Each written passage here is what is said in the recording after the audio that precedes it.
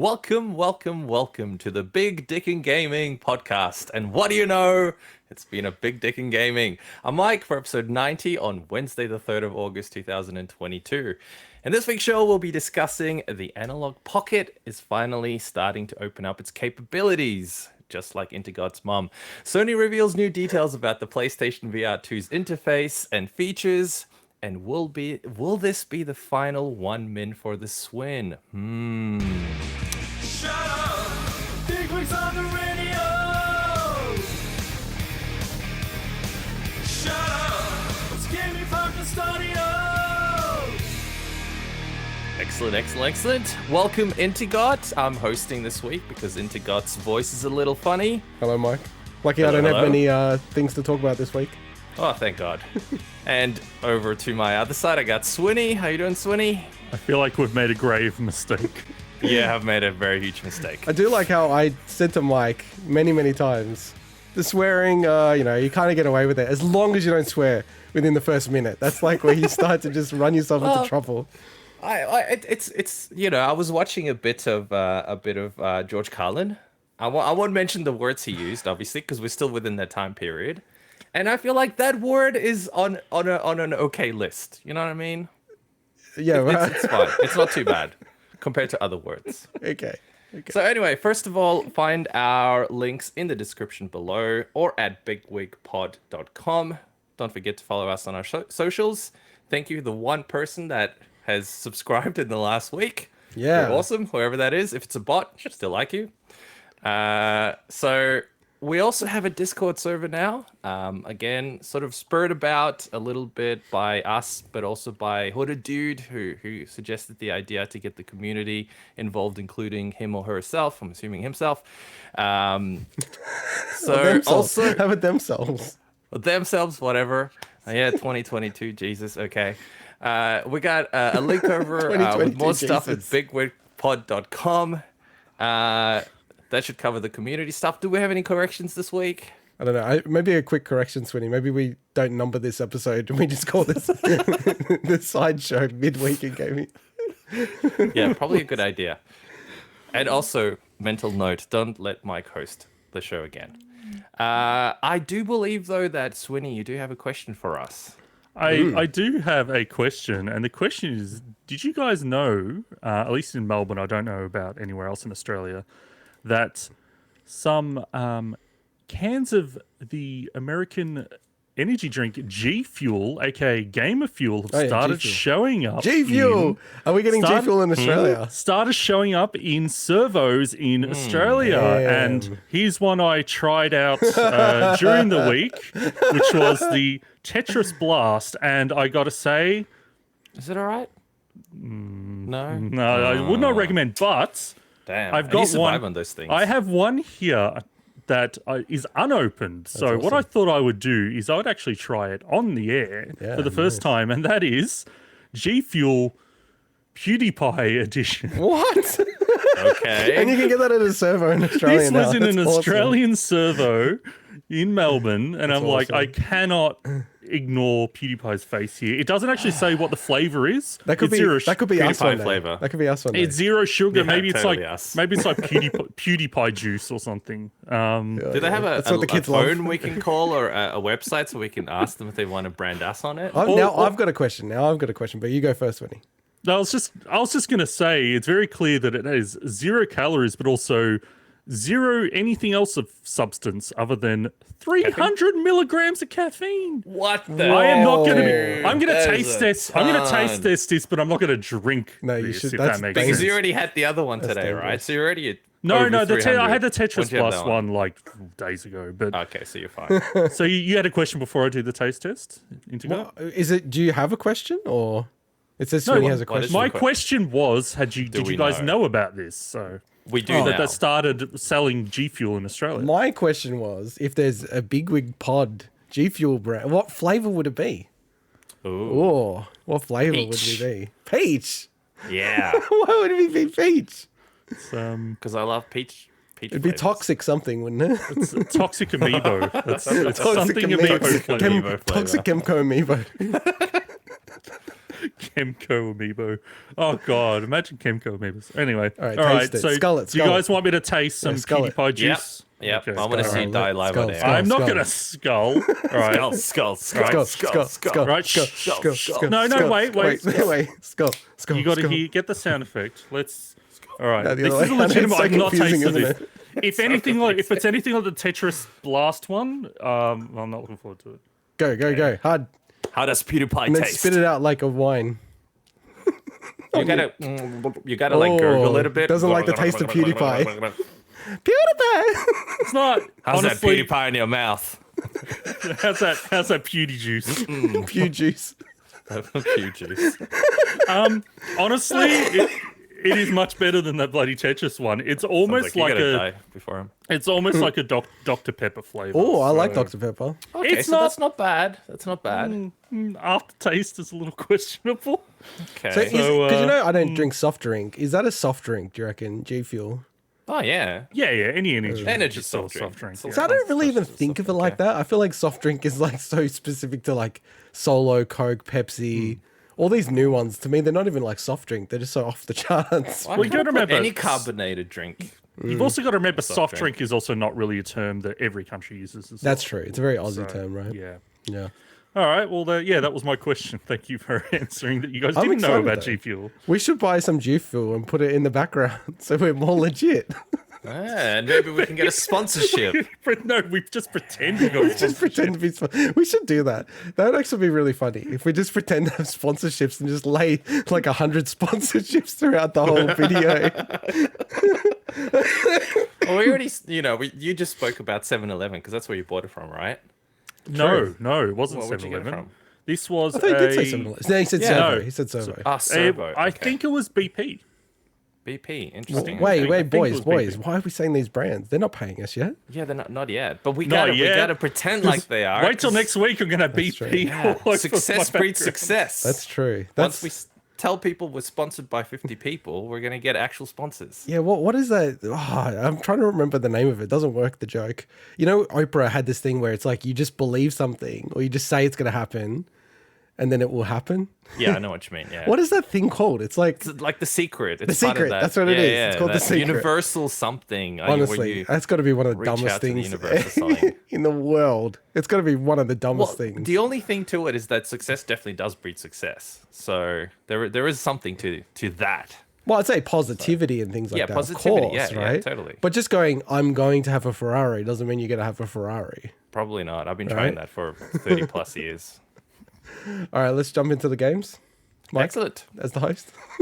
Yeah, of course. So Intergot, the JRPG noob, tries out the latest monolith software, Xenoblade Chronicles 3. How does it stack up to Xenoblade Chronicles 2 in his short time with the game? Tell us, Intergot. Thank you, host Mike. worries. So I grabbed this game during the week. I was just going to boot it up to try it out. So I have all the Xenoblade games, Xenoblade Chronicles X as well, and Torna even, the physical copy of Torna. So that's the spin-off DLC for Xenoblade Chronicles 2. Anyway, and I wasn't really intending to do much more than just boot it up, make sure I collect my little gold points for having a physical game, see how it plays. And man, I'm getting like hooked into this game. Like super, super early impressions. But man, I love the story. Like it actually really shocks me given I've played a little bit of the other Xenoblade games and they absolutely didn't click with me at the start. Whereas this game, I don't know, it's really dark, it's different, and it looks awesome. And so much so, just calling it out, I'm like, okay, like I'm pretty sure I remember Xenoblade Chronicles 2 handheld, because I normally play Switch handheld, just sort of looking like ass, right? And I'm like, maybe I've got a bad memory about that, because Chronicles 3 looks so good, right? And I was just only playing handheld. And I'm like, okay, I'm going to boot up Chronicles Definitive Edition. So the first game, they got ported to the Switch. And that looked pretty rubbish. I think it looks pretty good docked, but it looks pretty rubbish handheld. Then I booted Xenoblade Chronicles 2 on handheld. My God, like how did that game go live the way it looks? It's so shocking handheld.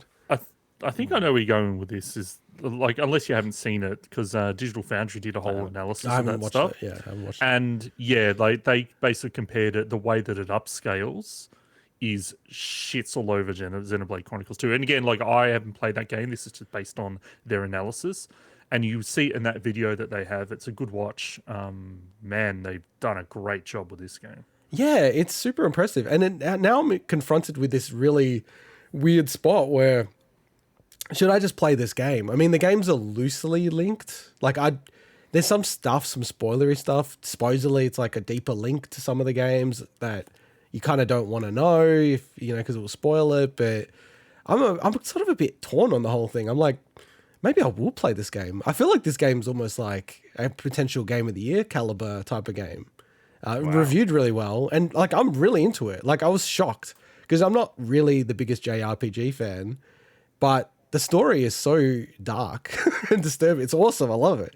It's like these soldiers, this is right at the start of the game, so it's not really a spoiler, but, right at the start of the game, it's talking about warring factions and you're playing as this soldier and they all like live 10 years and that's it. And then like when they hit their 10 years, they basically absorb their soul and, keep on fighting and stuff. It's so fucking disturbing. I'm like, this is awesome. I love it.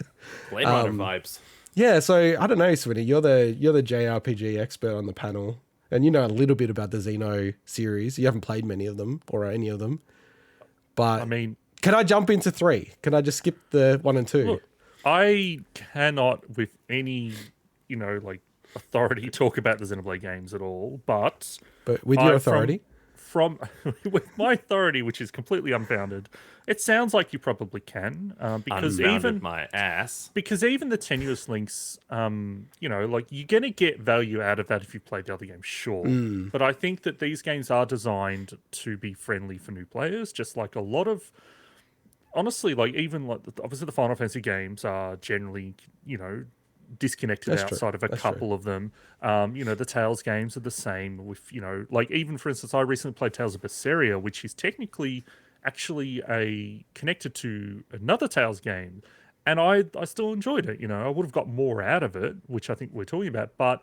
it doesn't change the fact that you can play it. This is not, if we're talking a game that directly picks up off the first game, like a Golden Sun 1 to Golden Sun 2 situation, no, I'd never recommend in that situation. So go ahead, man, play it. I think it's just my OCD. Like normally when you get into these situations where like Final Fantasy is a good example because Final Fantasy for the most part are completely disconnected. Totally it's just like certain themes or, chocobos and stuff like that, elements, but it's not story. Like Final Fantasy 6, I don't think there's any other Final Fantasy game that touches back onto Final Fantasy 6, right? I can't think of any off the top of my head. There's spin-offs, but generally they're like non-canon. Yeah, story exactly. And stuff. Exactly. Yeah, so.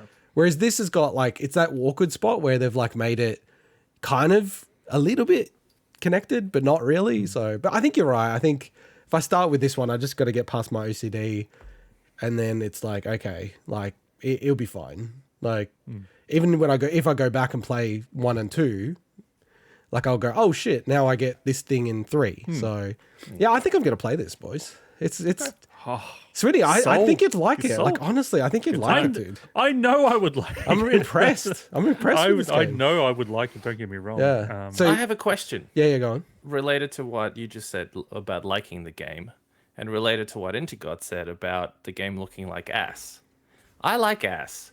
Where does the expression looks like ass being a negative thing come from? I don't understand. And is it referring to buttocks or is it referring to a donkey? That is actually either ones are nice. That's actually I like not donkeys a bad. as well. That's a very good question, Mike. You went somewhere with that. Yeah, you that was a roller coaster. That one. That was what you were struggling.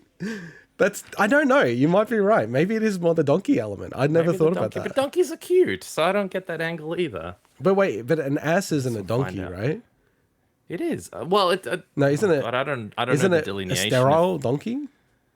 I thought it's if. I can't remember now. But yeah, that's a good point. Ass. But yeah, just to close out, Animal of the horse family, which is typically smaller than a horse and has longer ears than a brain caul. So is it a donkey or not? An ass? Well, an ass is basically a donkey, isn't it?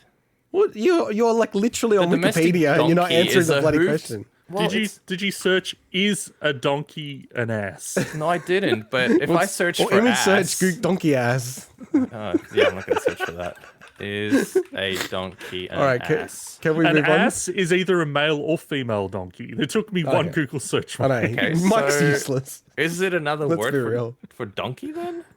All right, come on, Mike. I want to What's a wrap this meal? up. Anyway, let's wrap it up. We'll do so some wait, research. wait. Come back next week. So yeah, like high level, I would say if people were put off with Xenoblade Chronicles 2 but are thinking of dipping into this game, I'd so far highly recommend checking it out. It seems pretty cool, and it runs way better than Xenoblade Chronicles 2. So let's jump into what else we've been playing. And Swinny, do you want to open the batting on the joint contribution? Yes. So last week I mentioned at the very end of the show that we're like, okay, well, what's coming out next week? I said, I don't know, but you know what I'm going to do? I'm going to dip back into a game that I've had in my pile of shame for a very long period of time, which is the very first Bayonetta. Shame. And I've only ever played through maybe the first 2 hours of Bayonetta in the past, and I always just put it down, not because I didn't enjoy it, just because I got distracted and never came back to it. And then we're talking about Bayonetta 3 recently in the show with the release date announcement, the Naive Angel mode and all this stuff. So I thought, give it another shot, and I think Intergot, you may have joined me for a bit of a spell on it this week. So Yeah, bit of witch play. Which time? which play, I didn't mean the word spell there, so I Yeah. missed a good opportunity to really sell that one. But I'm not that far into it. I've probably played about 3 hours in from the start. Yeah, I'm about now. 2 hours, I think. And I'm having a lot of fun with it. But the issue that I have is actually nothing to do with the game. Is in recent, like the last 12 months, I've been trying to be really careful with games Hemorrhoids? No, not hemorrhoids, but games that require a lot of button mashing, or games where I tend to button mash. Yeah. And unfortunately, what I realized with Bayonetta is I tend to button mash all the time in this game. So I'm taking it a bit easy. I'll probably just play maybe an hour or so a week because I'm just trying to just make sure I don't get like You're getting issues like with my hands RSI and stuff. Yeah, so I don't want that to happen, obviously. So I'm just paying a bit careful, but I've enjoyed it so far. Have you ever thought of doing turbo controller on that stuff? Yeah, you have a few of those. No, but the thing is, it's like the game you can. Obviously, it requires a lot of fast button mashes, but I mean, the combos are pretty like, Yeah, I was gonna it's say. more like I have a tendency to do it all the time because it's just like.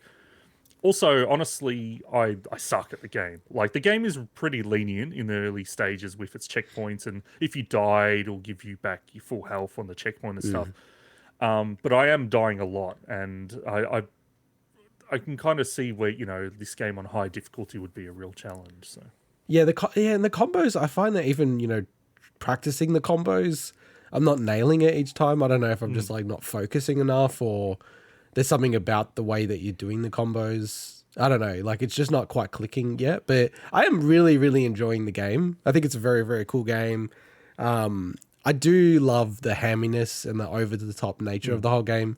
I know you're just going to totally disagree with me on this point, but we had this debate about the gratuitous of the sexuality of the game, right? And whether it was gratuitous or not. Honestly, I think if anything's gratuitous about this game, it's the violence. It actually surprised me how over-the-top violent this game is. And if you're looking at the scale of like sexuality versus violence, I think it's way more violent than it is over-the-top sexual.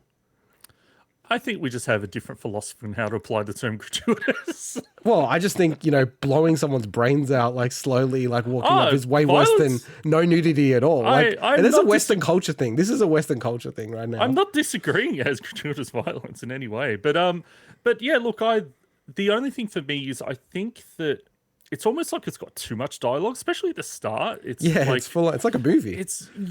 And I'm like, okay, it feels like they probably could have said the same amount of stuff in like a third of the time at the beginning, but as I played more, it kind of like it eased up a bit on that stuff. So, but yeah, I'm having fun. I don't know when I'll get around to actually finishing it if I'm playing it like piecemeal slowly, but yeah, I like it. So. I'm keen to get through it and see if I can get through Bayonetta 2 as well, just because that's a shorter game than Bayonetta 1. So I do wonder if a little bit of what you're saying, if they've edited the game a little bit with Bayonetta 2 just to make it snappier. Maybe. Like, I'm really open to that. But I'm sort of along for the ride with this game. It just feels like one of those games, you just got to go on with it and, whatever it wants to, wherever it wants to take you. It's like, all right, this is a crazy game. Makes no sense half the time, but it's quite funny. Yeah, what else I've been playing? I will cover it shortly with Analogue Pocket. There's a bunch of updates. I don't think you know about a lot of these updates yet, Mike, so you'll be interested to hear. Played a little bit of Daikatana Game Boy Color, given that we mentioned it last week. My first hour of playing that is already much more enjoyable than the actual Daikatana game as it came out. So it's quite funny in the Wikipedia article. It talks about that they suppressed the game because they thought it was better than the actual PC game, which I thought was quite funny. And the other one, I played a bunch of Game Boy Color, and Game Boy Advance games, but Wario Land was one of the other ones I wanted to mention. I've never gotten around to playing this. I played number 1, 2, and 3, not 4.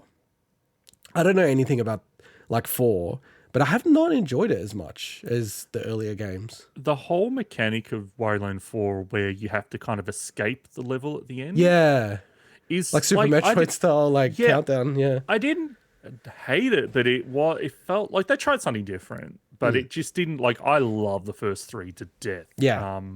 And I think number 4 it looks nice, but it just didn't kind of nail it like the other ones to me. And I think maybe that was part of it. But yeah, I'm kind of landing in that spot now. I didn't even mention it, but I beat Wario Land earlier this year. Just playing through it, I'm like, oh man, I just love this game so much. I love how it toys with sort of platforming in Mario as well as a genre and tries to do everything different. But yeah, Wario Land 4, it just doesn't quite feel like a full-on Nintendo game for me so far, in a weird way. So, I'm not even sure if I'll go back and keep trying to play through it. And just given all the developments on the Analogue Pocket, it's kind of I got to play smart. And the other one is just, playing so much on the Pocket this week. Man, my hands were starting to cramp so much. I love the form factor of it. I still wouldn't choose it to be different, I don't think. But I kind of wish there was a original Game Boy Advance style form factor of what do you call that? Sort of like landscape style, Nintendo Switch style layout. Engage style. Engage style. Game Taco Boy Advance style. for, OG Game Boy Advance style. Buttons on D-pad on the left, buttons on the right, screen in the center. I think Mike, because you got I've got small hands for our height. And, Swinny's got the normal size hands for our height. And then Mike's got the extra large. I don't think I have extra small, but I've got small. He's got the venti hands. He's got extra large. It's insane hands. I don't know how you could play the Pocket for that long. My hands are cramp up straight away. It's crazy. It does cramp up, yeah. Yeah. Even a normal Switch cramps up a lot. Whoa, real? What, even with the Hori? No, with the Hori, and I've also got oh god, I forget the name of it now. You got so many extra stuff. I know. It's the attachment that you can use the actual Joy-Cons as well. The Horis were okay, but even those, honestly, especially in bed, still cramped a little bit. Yeah, but I wonder what else fine. is cramping in bed. All right, Swinny, over to you. What else have you been playing? Yeah, so I played a lot this week because we're a few days into the next week of what we normally do for the show. There's going to be a bunch that I'm not going to talk about today. I'm going to save for the next episode. Gosh. But I do have a bit of pre-order hype. I pre-ordered a game. Well, last week. Which one? Oh yeah, what is it? It's the latest Kemco hit point game, Gale of Windoria. No, Didn't honestly, see that one coming. Honestly, I actually did. Gale of Windoria looks cool. It's hit point, so they always make some really cool games. So the talking about Kemco, I'm actually going to be mentioning it a few times here, and they also published the Daikatana Game Boy Color as we said last week. Yes, so, yes. Finally played through Ambition Record, which is the less said about that, the better, honestly. Now that I've got a few more under my belt, I think one more completion, we'll do a Kemco tier list update. So. Oh, yes. The community demands it. Should we do it from scratch again? Yeah, totally. We'll do it twice from scratch. We'll just I don't know, just make it double the amount. Yeah, do each update. Just do it from scratch. But Ambition Record is one of their 3D games, EXE create, and the last 3D one they made was the bottom of the tier list. So anyway, I'll talk about that a bit more when we do the Kemco tier list update. I also beat As Dusk Falls. So I talked about that last week on the show. I was about 2/3 of the way through. So I wrapped that up, I think, on the day after the show last week. Really enjoyed it. It's really cool to see all your choices play out in a story I really liked. The only thing is like it was all pretty smooth except for there was one part where it felt like a bit disjointed because my choices, it didn't really explain much context about how a character got to a certain situation. So I kind of feel like maybe I was meant to have seen a scene that would explain that better, but because of the choices I made, it kind of went another path. But I really enjoyed it. I can understand people not being a fan of the cutout style graphics, but I think after 10 minutes I was sold on it. I really enjoyed it, and it's a good Game Pass game. So, and the next game I have here is a game that I wasn't expecting to play last week. It is a card-based game. It has roguelite elements. Oh.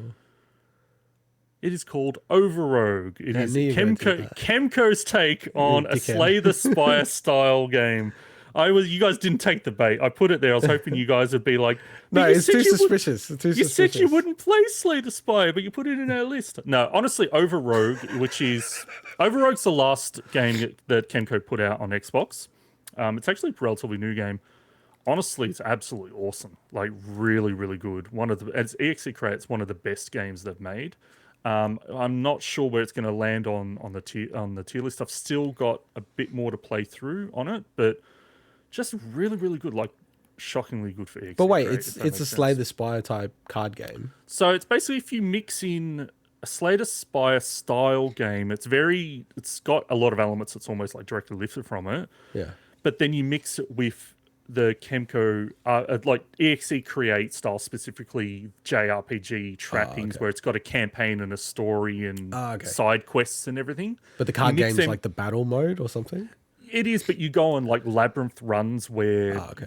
you only level up during that run and afterwards, but there's passive elements you can unlock over time and things like that. So it's not really a roguelite in the traditional sense, but it's got the feel of one, if that Yeah. makes sense. Yeah, yeah. But yeah, it's really interesting. It's they got out of their comfort zone a bit, EXE Create. So Nice. the last two, and these will be very quick. I tried a couple more Game Pass games. Watch Dogs 2. Gave it a little bit of a shot.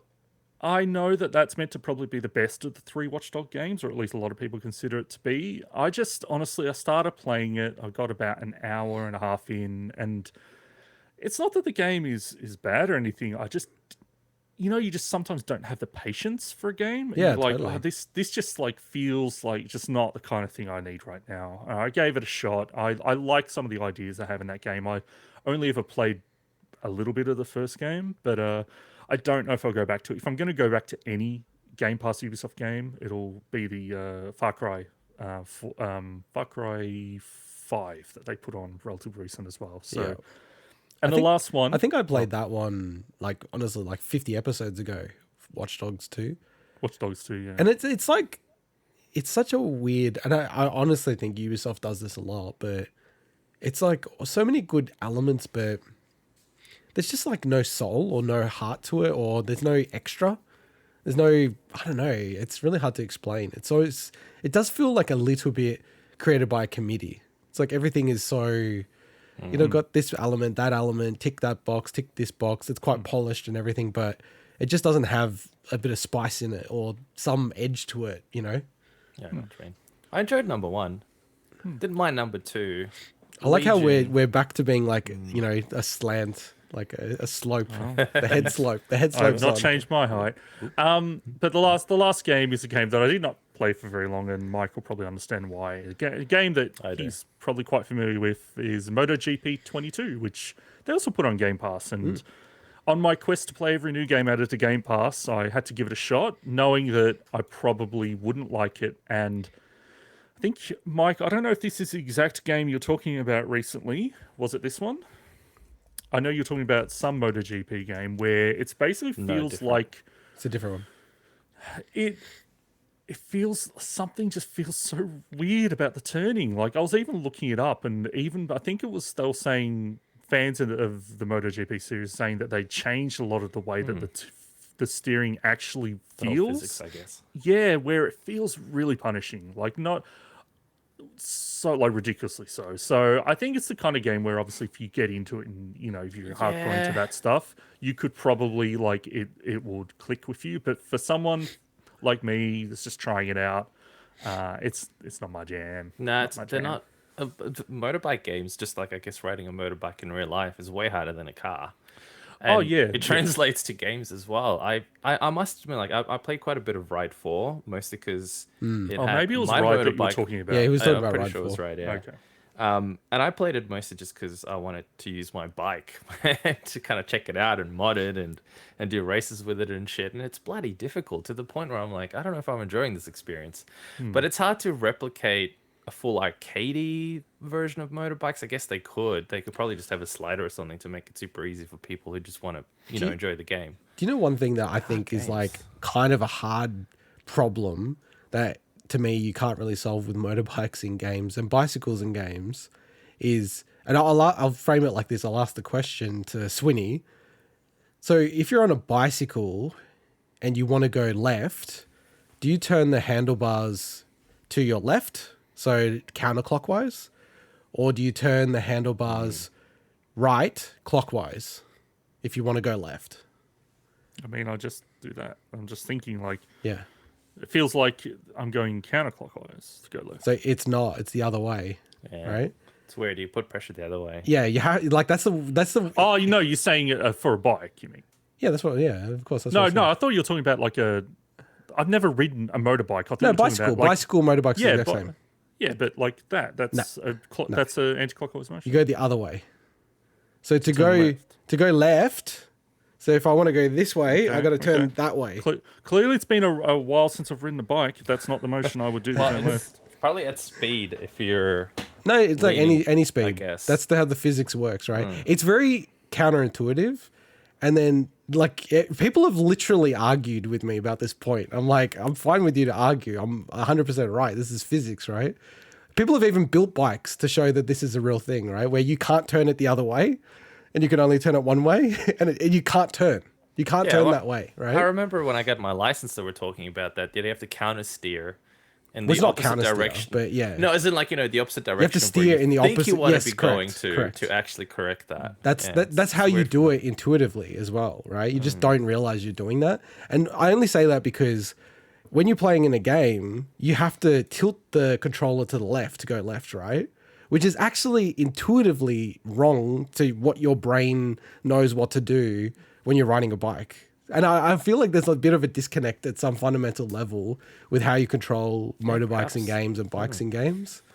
And like, there's just no controlling mechanism that is the equivalent of like a motorbike. So unless you get a full harness, you get a full harness set up, Swinny. That's my games for the week. What an asshole. What an asshole. Nice. Well, I What do you played want a me to game say? that has easier physics, and that was Gran Turismo 7. As you guys know, I boycotted it for a while, then I bought it again because I really wanted to play the game. You don't I know. boycott anything. You don't boycott anything. I do temporarily. That's not a boycott. And I know it's not a boycott. Yeah, that's just waiting for a sale. Well, no, I didn't buy it on sale. That's the thing. I didn't even buy it again on sale. I bought it.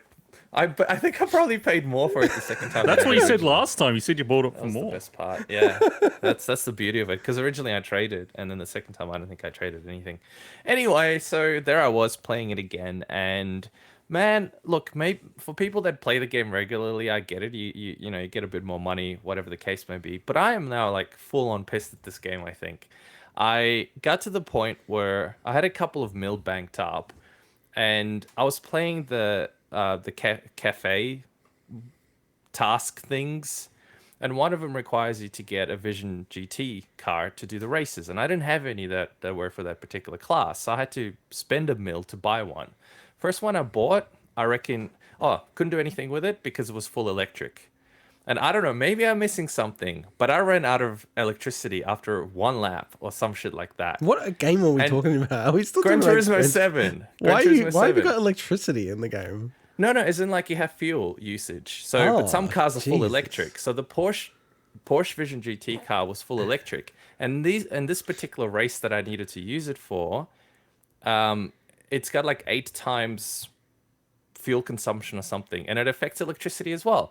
But unlike petrol, you can't just pit and get more petrol. So like literally I couldn't use this car for the race. And there's no way of knowing that. So either I'm like full on missing something or I Sounds just wasted really a mil. boring. So then I'm like, you know what? Fine, whatever, I count my losses. So I saved a bit more money, bought another $1 million car.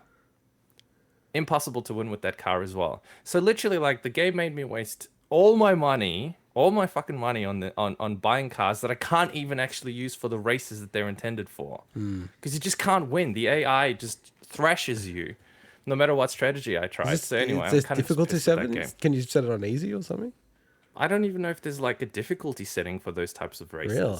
Wow. Yeah, because they're just like predetermined race things you got to do. Maybe someone can write in and correct me, but I swear to God. And then it's really funny. I booted up another game that I might as well jump into and talk about as well, Forza Horizon 5. Yeah. Because my mate reminded me that I had the premium edition or whatever the hell it is that had all the DLCs included with the all the passes and everything.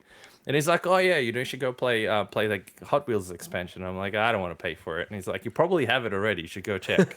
And lo and behold, I did actually have it because I totally forgot that I had the pass. And I booted the game up and I'm like, man, they do these cool expansions. And by the way, the expansion is pretty cool. It's not, I haven't played enough to, do a review on it separately or anything, but I probably will. But I'm looking at it, I'm like, I've got 35 mil in that game. All the cars that I want. There's literally no car that I don't want to get. And if there is a car that they release, I can just buy it because the game is really generous. And then I go to my messages and it's like, hey, have 20 super wheel spins. Wheel spins are like, I hate the concept, whatever. And that gave me like a whole bunch more mil, a whole bunch more cars. It's like super generous. Compared to Gran Turismo, where literally you do your daily grind and they give you 10k, which is not even enough to buy like the cheapest, shittest car in the entire game. But man, like, when in real life do you have a supercar spin available? No, It's no, you it's don't. But I don't real. play these bloody games. Just they're grinding It's for got to months. be these cars in Gran Turismo have to be priced like their real world equivalent. Come on, it's a That's sin. bullshit. They're priced more than the real world equivalent, I reckon. That's the bullshit thing about it. So anyway, I'm disappointed in one game. Pretty happy with the other game. The other one that I played is the 3000th Duel. A little bit more on that. Won't talk too much about it.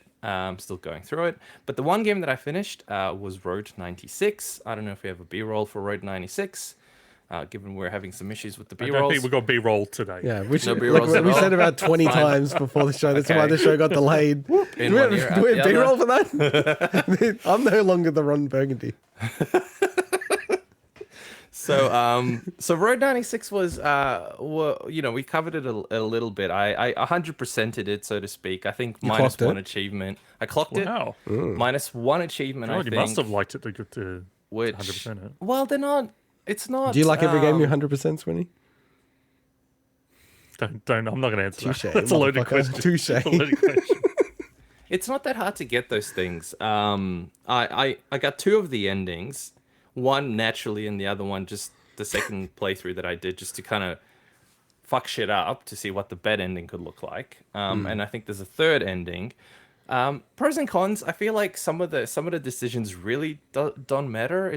I think it's typical with some of these kind of games where the dialogue This is a seems car to game, make a big impact. No, This is no, not a I car just- game. This is Road we- 96. I'll just give some context, Totally not a Mike. car game. This is the game we mentioned the other week where you are a teenager hitchhiking across okay. a state, and it's like got lots of random events of different characters and stuff. So I just wanted to just. You're complaining sorry, I about the should've- story in a car game. Should have given or some something. context. No, like I actually thought But the it's story called was. Road 96. I know, right? You should Talking up talk the about these GT7 bloody- and Forza Horizon. Yeah, I know, all the games that's talking about car games. It's called Road 96.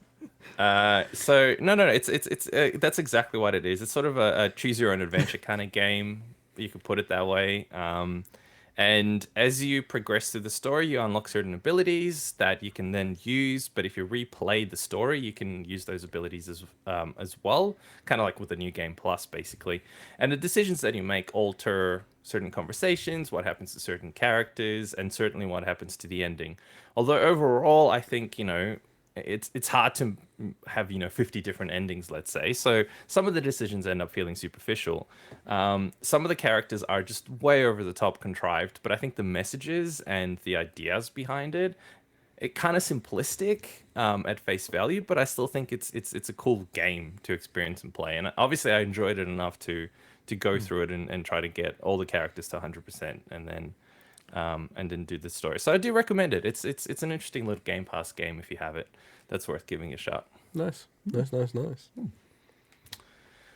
So, over to the next segment, which is a new segment that we're introducing called Mike's Gamespresso. So, it's a new feature that I'll be doing where I check out a game that I grab for $5 or under. So, you know, the price of an espresso in Melbourne nowadays, which is approximately $5. It's ridiculous.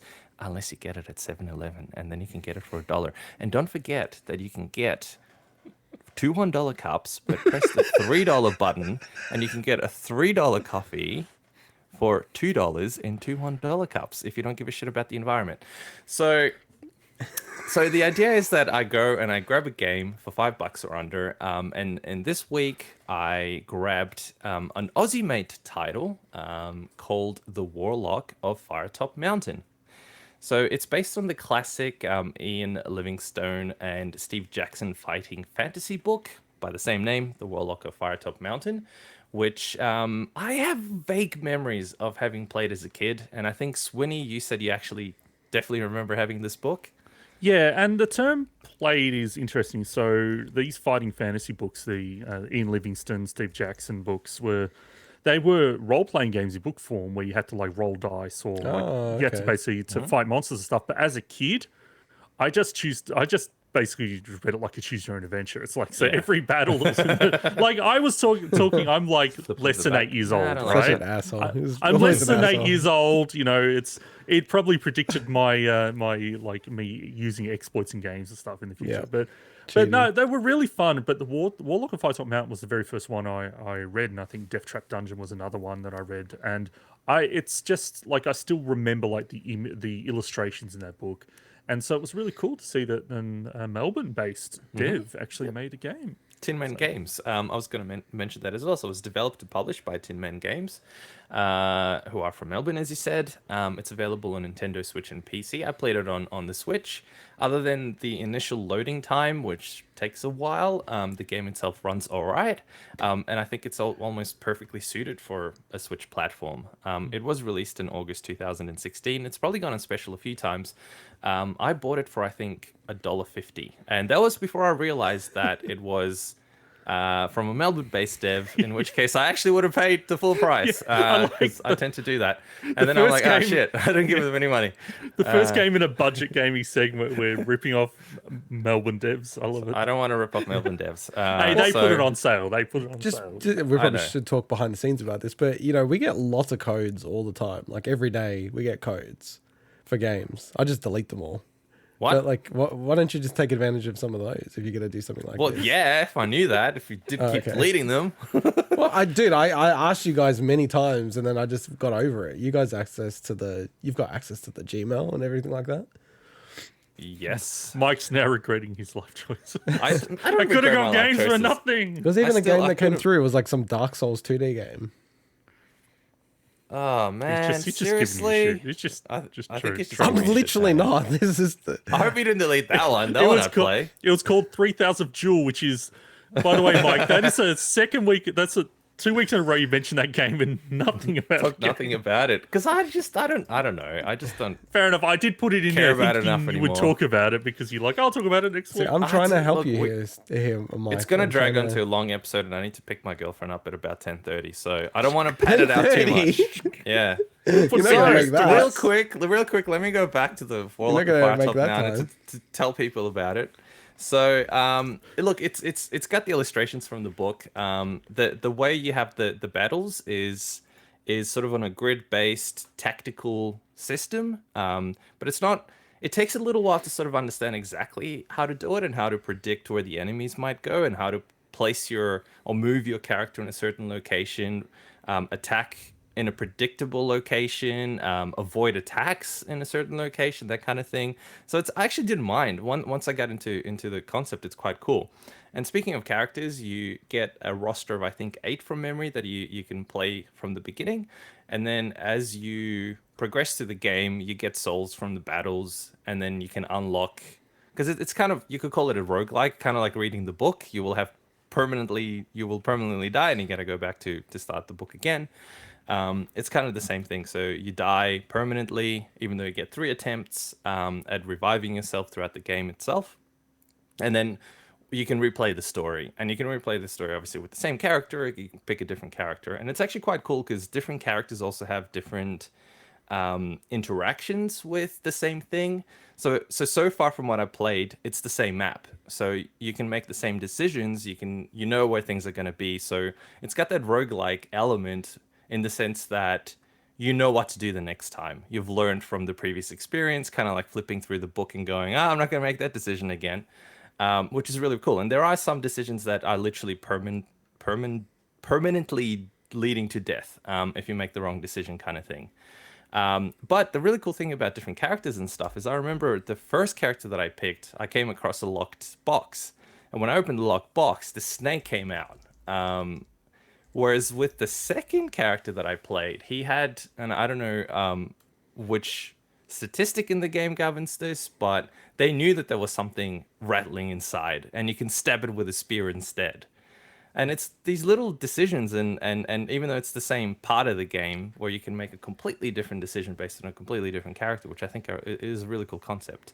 I don't remember if the book had that level of characters. I mean, Swinny, look, if you remember. it definitely had your, okay, it's pretty much like, it's like choosing your own adventure. It's like, hey, will you choose to open this chest, and will it be a trap or not? You know, it's that kind of thing. And I think they may have had roll, for a chance to see what it is as well. But then it would obviously say, if you rolled above, then go to this page, because it's not going to say, success or not. Obviously, it's a book.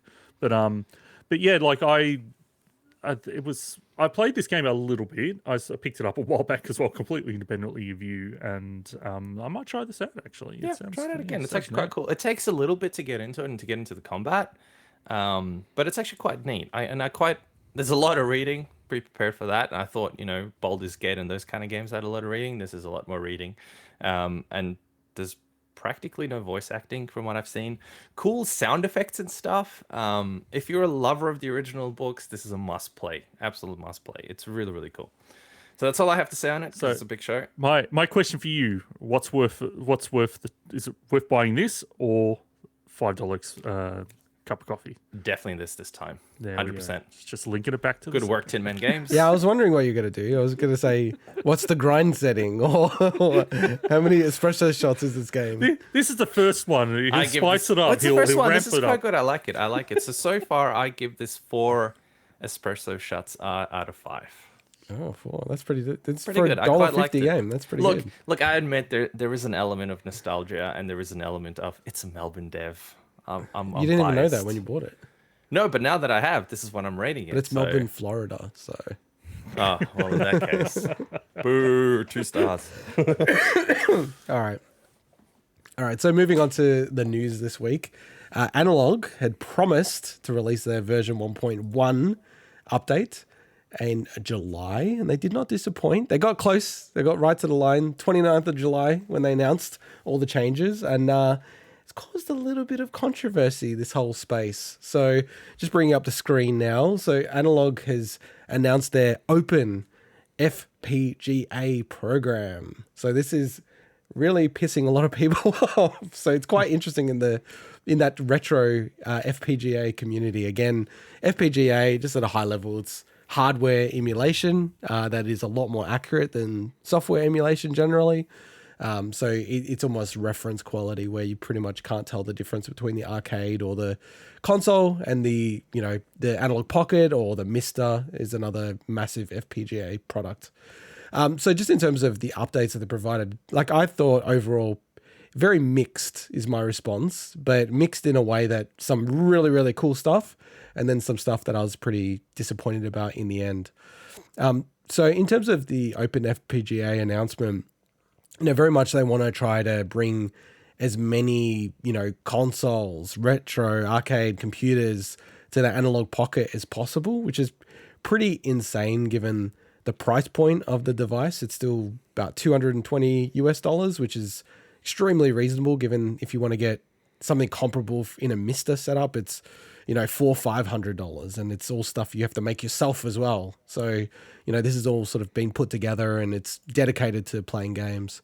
And they actually started with, strangely enough, but kind of cool in a way, with Space War. So Space War being technically the very first video game ever made. And you can actually install this now with the updated Analogue Pocket, install this for free as a core on the Analogue Pocket and play it, which I did. And, it's kind of as you expect. It's not that great. There's no RPG mechanics in it, so Swinny wouldn't have any interest in it. Hey, I played the Space War before in the past when I was a kid. So. There you go. Yeah, there was like a museum exhibit and it had it set up there. So yeah, I was wondering if that's where you played it, like in Melbourne, right? They had that exhibit. I can't remember if it was Melbourne, but yeah, it was something like that. So.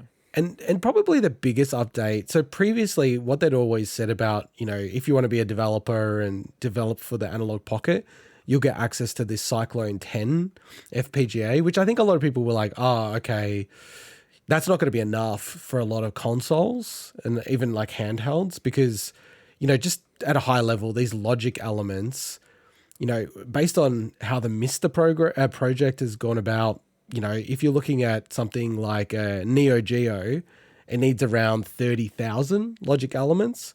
But with the updates that they've done with this OpenFPGA program, they've actually allowed both of the FPGAs that are on the Analogue Pocket to be accessible for developers. So theoretically, you could actually combine these two units together to get you 65,000.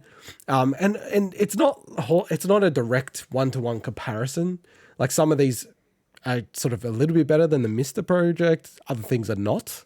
So it's going to be really interesting to see what develops with Analogue and just, what's actually going to sort of, spew out from it. But we've already started to see some people port things to it, which includes the Neo Geo, which is kind of insane to me. So there's actually an Aussie guy. I don't know if I've got his name at hand. I should have prepped up earlier, but this Aussie guy actually ported an existing project that emulates effectively the Neo Geo onto the Analogue Pocket in an alpha version.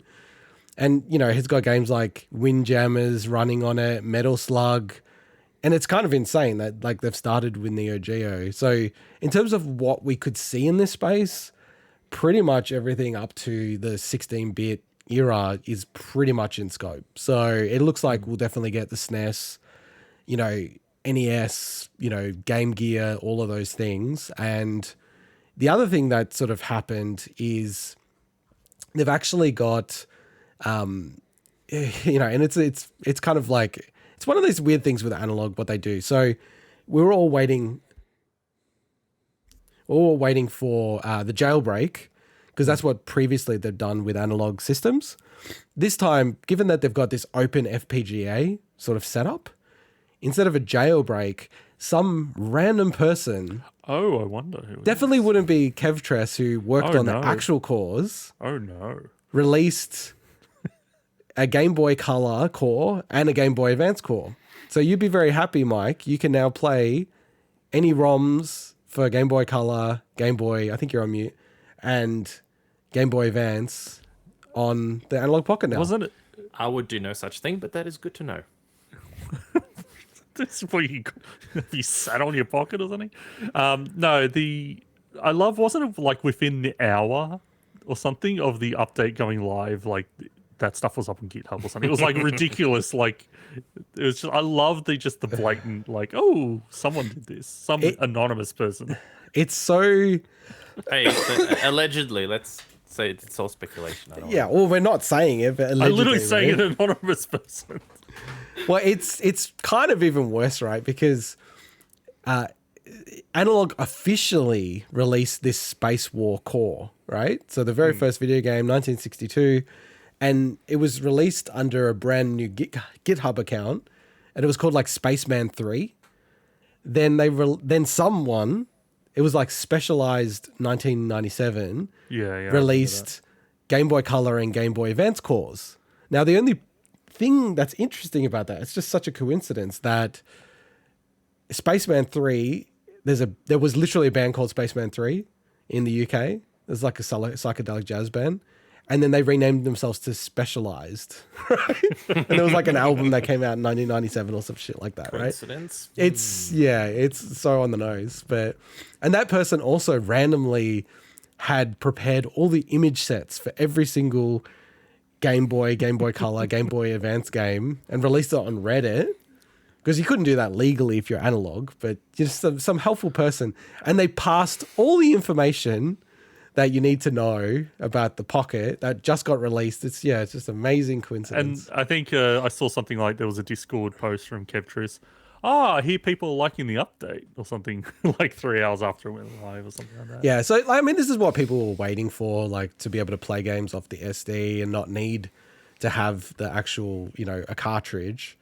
And I must admit, like just playing it myself, now that I don't have a cartridge there, pressing L and R is just so much easier. Given where they're placed, because it was always bumping, my fingers were always bumping up against where the cartridge was. So it's from a usability perspective, it's actually kind of a little bit better.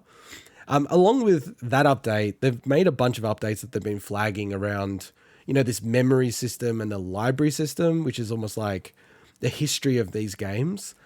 I like now that it's kind of coming to life, it feels like it makes even less sense. I didn't think it made sense in the first place, but I've got like Game Boy Color and Game Boy Advance games. You plug them in and it's sort of like, it does tell you, like it gives you a picture of the game and everything, but I just don't get it. Like I don't absolutely see the point of it. It seems just so pointless to me because I get it. Maybe the only use case I can think of is if I'm at a game store and I'm like, oh shit, I want to make sure this is like an authentic copy maybe.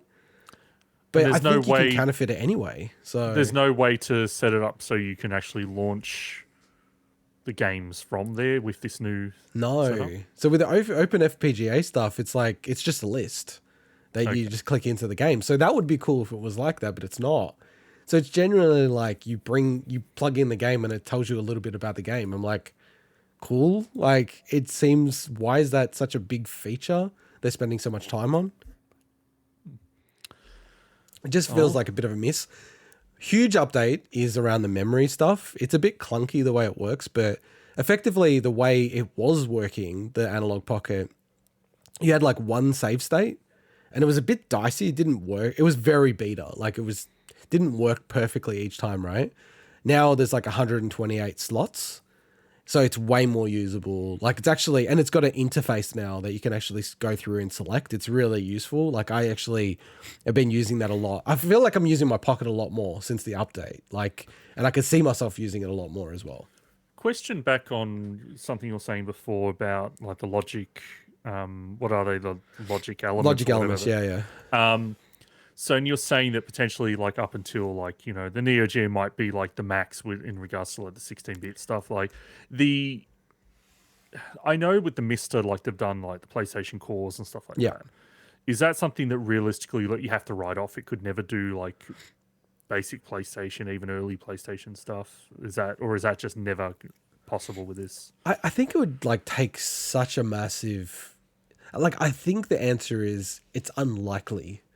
Because the thing is, PlayStation getting on the Mister was originally thought like, okay, that would never happen. Yeah. Now it's like, it's still not perfect, by the way, but it's like, okay, it seems like it's achievable. And they're pushing it to like things like Saturn. Like they think the Saturn might be able to run on it, and that's pretty much the end of it. Not like the 64. You wouldn't be able to get the 64 on the Mister. I think if you take those two consoles off the table, I've got a list here. It's a bit, I can't zoom in on it, unfortunately, but it does show like you've got like SNES. Strangely enough, the SNES, because of all the, you know how the SNES has all the specialized chips that come in the cartridges? It's actually more complicated than the Neo Geo. Neo Geo is all the way down here. So like things like the Game Boy Advance, the NES, because that also has a bunch of specialized chips. So the Neo Geo, strangely enough, like it's simpler from a logic element point of view, but the challenge that they'll have with the Neo Geo is the actual games have so much, memory that they need. It's more than the actual Pocket has. So they'll have to play some really interesting tricks to get it all working. But essentially, when you look at this list, even the 486 computer theoretically can run on the Analogue Pocket. So you could actually get Windows XP maybe in the future someone will Like- boot Windows XP, and then like Windows But games. XP on a on- 486. I'll play Red Alert with no sound against Joe Jives, like reliving the 486 days. Fallout. Maybe finally play Fallout on a handheld. But this is where it's getting interesting because you've got the Mister project. So again, open source ish. It's not purely open source, which is like a bit of contention for me, but open source ish program. Lots of people on Patreon supporting devs, like producing the cores for Mister.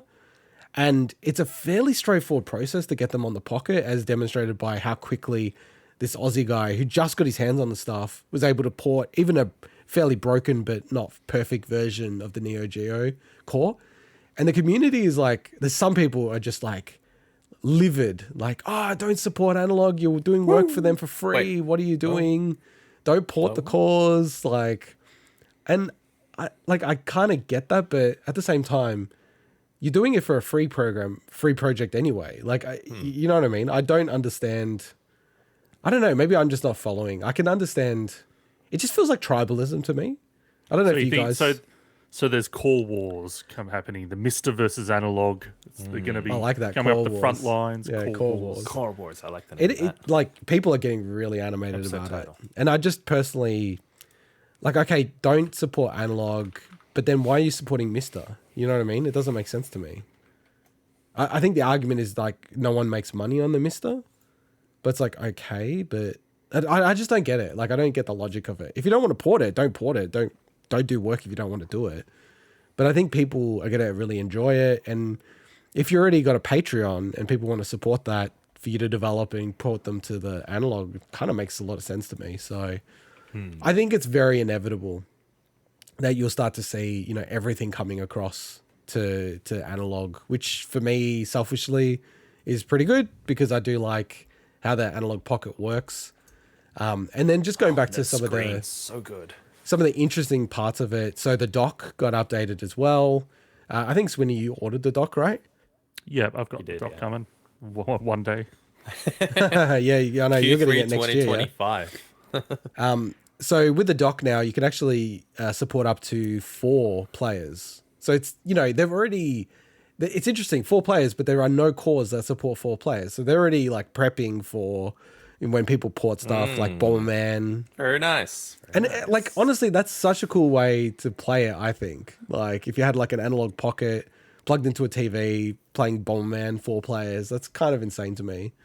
It's really cool. And kind of going to the things I don't like as much again is, like this support, like the DAC support. So the DAC, just to remind everyone, that's the ability to show it on a CRT. I was really keen to use that. They still can't support that. So that's supposedly coming in September. And then, simple things like button mapping, you still can't do. So that's also going to be in September. So a whole bunch of stuff is still in train, hopefully getting delivered by the end of the year. By the time Swinny gets his, it's going to be a proper fully fledged working. You're going to be able to run PS3 games by the time. Oh, easily by then. PS3 'cause you're getting like a- PS5 by then. You're getting it next year, right, Swinny? I don't know when it's going to come. I think that's when it's I due. don't know. But you're gonna get it. I reckon by that time they'll have the NES, the SNES. Like they'll have, because currently there's also like funny things like you can't use the. You know how you've got the alternative screen modes where it shows you like the original Game Boy looking mode. Yeah. You can't do that if you use the OpenFPGA. Whatever you want to call it, those cores. But honestly, like I've got a lot of cartridges that I play Sure, on it as well. sure. So yeah. But yeah, tracking tools, I kind of like that kind of stuff. How long did I play these games for? You can't do any of those things with the current version. So all of them will be ready to go by the time that you're going live with it. So yeah, look, like overall, very, very good update. Because, I'm definitely going to be playing the Analogue Pocket a lot more now that it just sort of works in a way that it should have, unfortunately, probably worked from the start.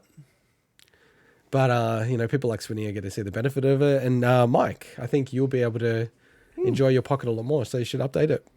I absolutely will update it. I've used my Anbernic, I think that's how you pronounce it, which is like a Pocket, I guess. Only can do most shit because it doesn't have those restrictions because it's not a proper FPGA device. I'm also just related to hardware and stuff, halfway through building, well, moving all my parts to another PC, which you can maybe see if you're actually tuning in on YouTube. It's still in pieces, in a new case. So looking forward to, maybe I'll do a review Cool. on the case. Cool. Cool. All right. Do you want to? Cool story, bros. More like All it. right. Over to you, host. Right, so next up, we've got some juicy new news on the PlayStation VR2, specifically on the interface and features update.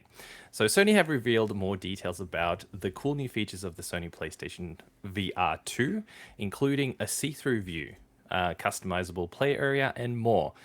So the see-through view, you guys probably know. Joe Jives actually showed it to me on his HP device as well.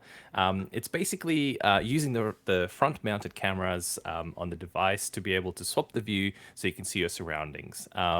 It can be enabled by a button on the headset or in the PSVR2 interface, but this view cannot be recorded. Now, this isn't, a brand new crazy technology that we've never seen before. My Quest did that. Yeah, that's what I was gonna say. The HP that I used at Joe Jives' place did that. It's a fairly common feature. And it's actually quite useful in a lot of cases when you're trying to sort of figure out your surroundings and you want to take the stuff on and off, especially if you have glasses. It's a bit of a pain in the butt. So pretty cool, run of the mill, but pretty cool feature that they've announced. They've got a customizable play area. Again, something that you kind of expect from a VR headset nowadays. I don't remember if you have it on the original PSVR, but it's certainly something that is super useful to have. So it allows you to use the Sense controllers as well as the embedded cameras to do the typical thing where you can sort of map out the area in your room. The camera scan the room while the Sense controller allows you to resize the actual play area that you're in. And if you get too close to the boundary while playing, you receive a warning. And your play area settings are saved unless you move to a new area. So again, I remember I did this with my Quest as well, although, most of the time my Quest was used in a chair. Not Sony can't impress you at all. This playing games. I'm just saying, in 2022, thanks Sony, but these are kind of features that you'd expect out of these devices. I'd be really surprised if they didn't support this kind of stuff.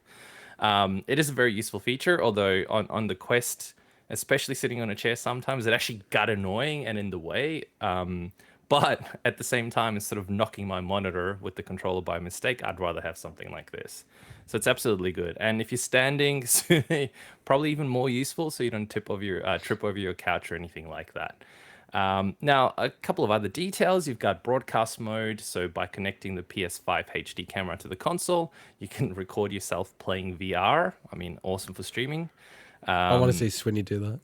Swinny would do that, That yeah. is never going to happen. How much money would we have to pay you? fucking years. How What much if I money paid would we you have to pay you? $1,000? Would you do it? But you No, gotta be I'd shirtless. look like bloody, was it Palmer Lucky or whatever? The Oculus dude? Yeah. On the friggin' Time magazine cover on the beach. That was the greatest. That's how I imagine myself if I saw myself playing VR, which I've yet to do. So, Look, I get that. Yeah, exactly like that. Wow, you brought it Go up. on. Awesome. It's exactly like that. Swinny.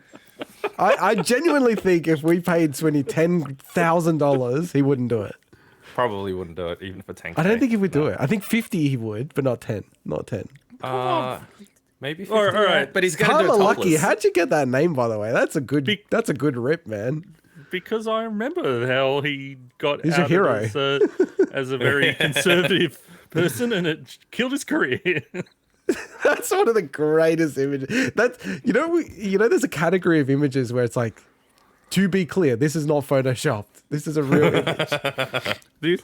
This to me, you put this alongside the Mark Zuckerberg, like wakeboarding, whatever the hell he was doing, wearing like the mime makeup or whatever the hell but it was. I'll those two together, are they in the same realm for me? I'll give him a pass on that because it's sort of like that's his private thing. He wasn't putting that out there, right? Whereas this is actually like he's going, yep, awesome cover, guys, love it. Like that's rough. I believe this was prior to the Facebook purchase of Oculus as well. So Yeah, I it was, believe it I was. could be wrong. But yeah. So just imagine Swinny here. I would love to see that. In terms of VR mode, content will be displayed in 4000 by 2040 HDR, which is pretty freaking cool at 90 or 120 hertz. So these are really good specs, I would say, for the kind of device that it is. I don't remember Oculus if it does more than 90 from memory. Yeah, it Mind does. you, Yeah. entry level device kind of thing. Does it go up to 120? I don't know if I've ever used mine at 120. They updated it so that it could go higher. Cool. So look, 120 would be fantastic to be able to get it, especially with this kind of resolution. So I think this thing's going to look pretty bloody sweet. And they've also got cinematic mode with the PS5 UI and non-VR games on a virtual cinema screen at 1920 by 1080 HDR with 120 hertz. I must admit, I never really used the cinema mode on the VR headsets that I've had for viewing, content within a virtual cinema room. I kind of just put it on my actual screen. So If one I of my wanted to do mates does that all the time, like every other night. We'll put it on in Interesting. bed and watch YouTube and stuff with the VR mode. I'm like, I think that's so bizarre, Some but people. they I really guess 'cause like you can that's lie down and watch it. It's kind of not a bad idea, maybe. know. I mean, you know what I bought? I bought, those you have those things you put around your neck that you can hold your phone in front of you. I didn't buy. No, hang on. Time out. I didn't buy that for myself. Before you get there, I'm laughing because a little while back, you told me about the things that you had attached to your bed head that can hold a tablet, and it's just like solving the same issue. Oh, it's like solving exactly the same issue. But put it Because around that your thing neck. was falling on my head. So this thing you kind of put around your, it's sort of like it goes around your neck. I can get it in a bit if you want. And it's supposed to attach to a mobile phone. And I used it for the Switch, and it actually worked pretty well for the Switch. It's so My screwed up, girlfriend mostly uses it for her That phone, is such though. a So she's just Wall-E been sitting there with- style. I Like, know, really. It's- I think it literally is from Wally. It is. I hated myself when I did that. I have to admit. I just went, "What the f am I doing with my life?" So look, all up, I'm actually starting to look more forward to the PSVR. Mostly because I don't remember if we covered this last week or we actually pulled this story out, but as of I believe the 1st of August, if I'm not mistaken, Oculus has gone up by $100 US. Yeah. So I think the already Australian happened. base. It's already happened. It's already happened then, yeah. So the base price of the Australian version is like what, $629 now or something. It's exactly what it's like. It's freaking creepy, man. I hate it. I hate myself. No wonder I put on so much weight. there's mention of it in the 1 mins this week. So Oh, there is. Excellent. So given the specs, given what it can do, given the potential for the games on the platform and the ease of use, unlike plugging it into a PC and stuff, I'm kind of looking forward to this, and I think I might even get a day one. We'll see. I'm getting a day one. Well, maybe if it's too close to my birthday or something, I'll ask for a birthday or Christmas excuse present for or that, something. yeah. But now, do I'm you think definitely going in on this. do you think it'll actually be hard to get, like PlayStation 5 hardware? I don't think it would be that hard, but it's a good point actually. Maybe it will be hard to get. Maybe I'll pre-order it.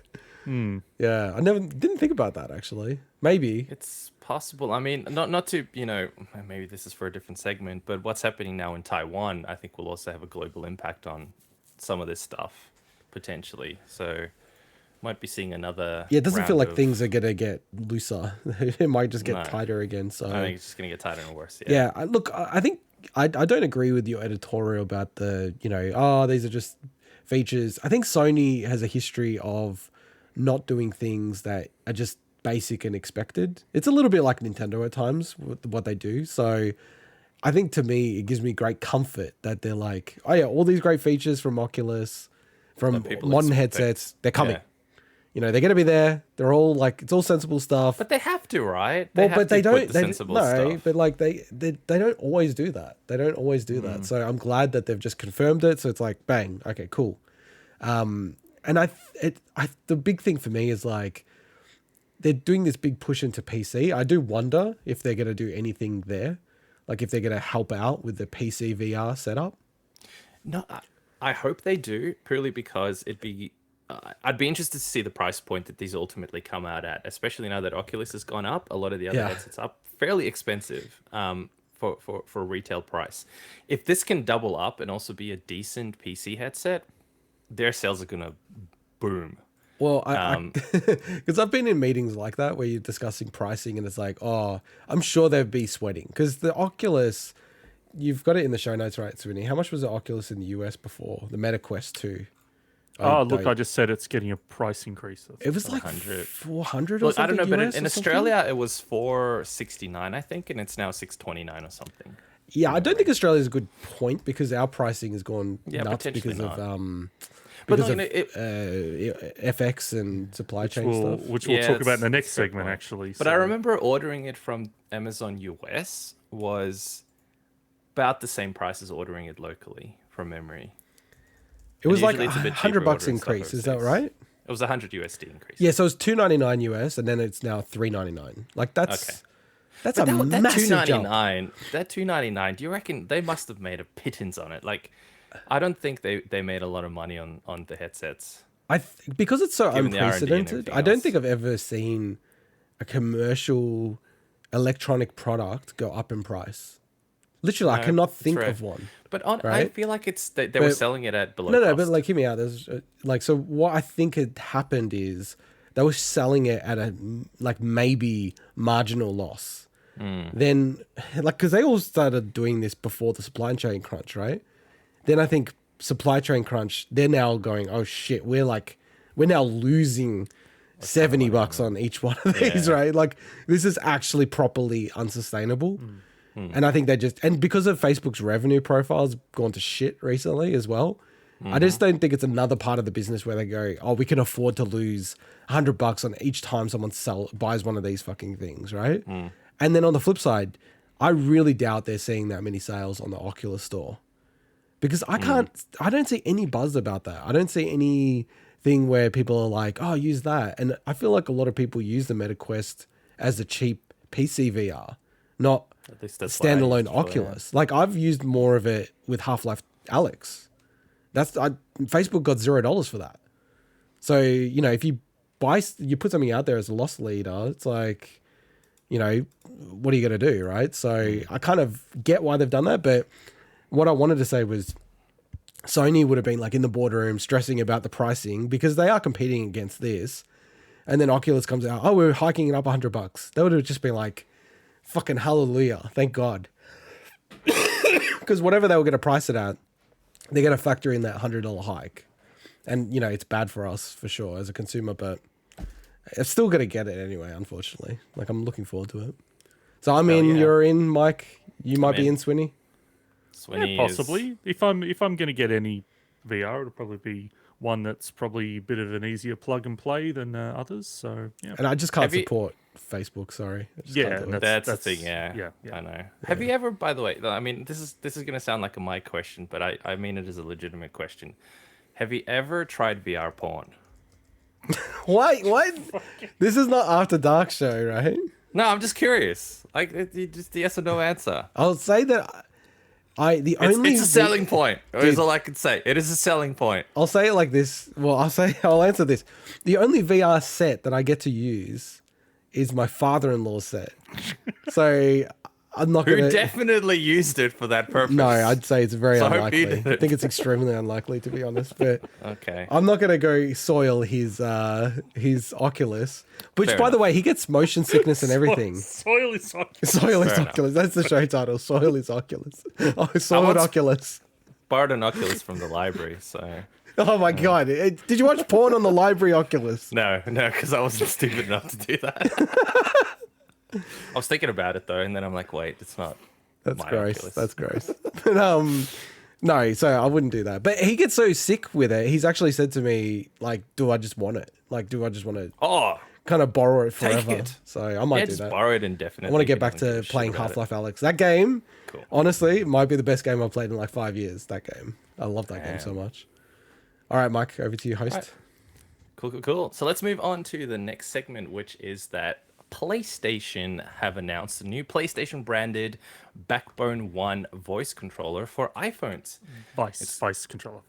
Vice controller. Just checking. What did I call it? People are gonna Jesus. you can control it with your voice. Just sort of Voice get it. controller. I am mildly dyslexic, so there you go. Anyway, it's called the Backbone One. At least I pronounced that one correctly because I could have pronounced that one incorrectly.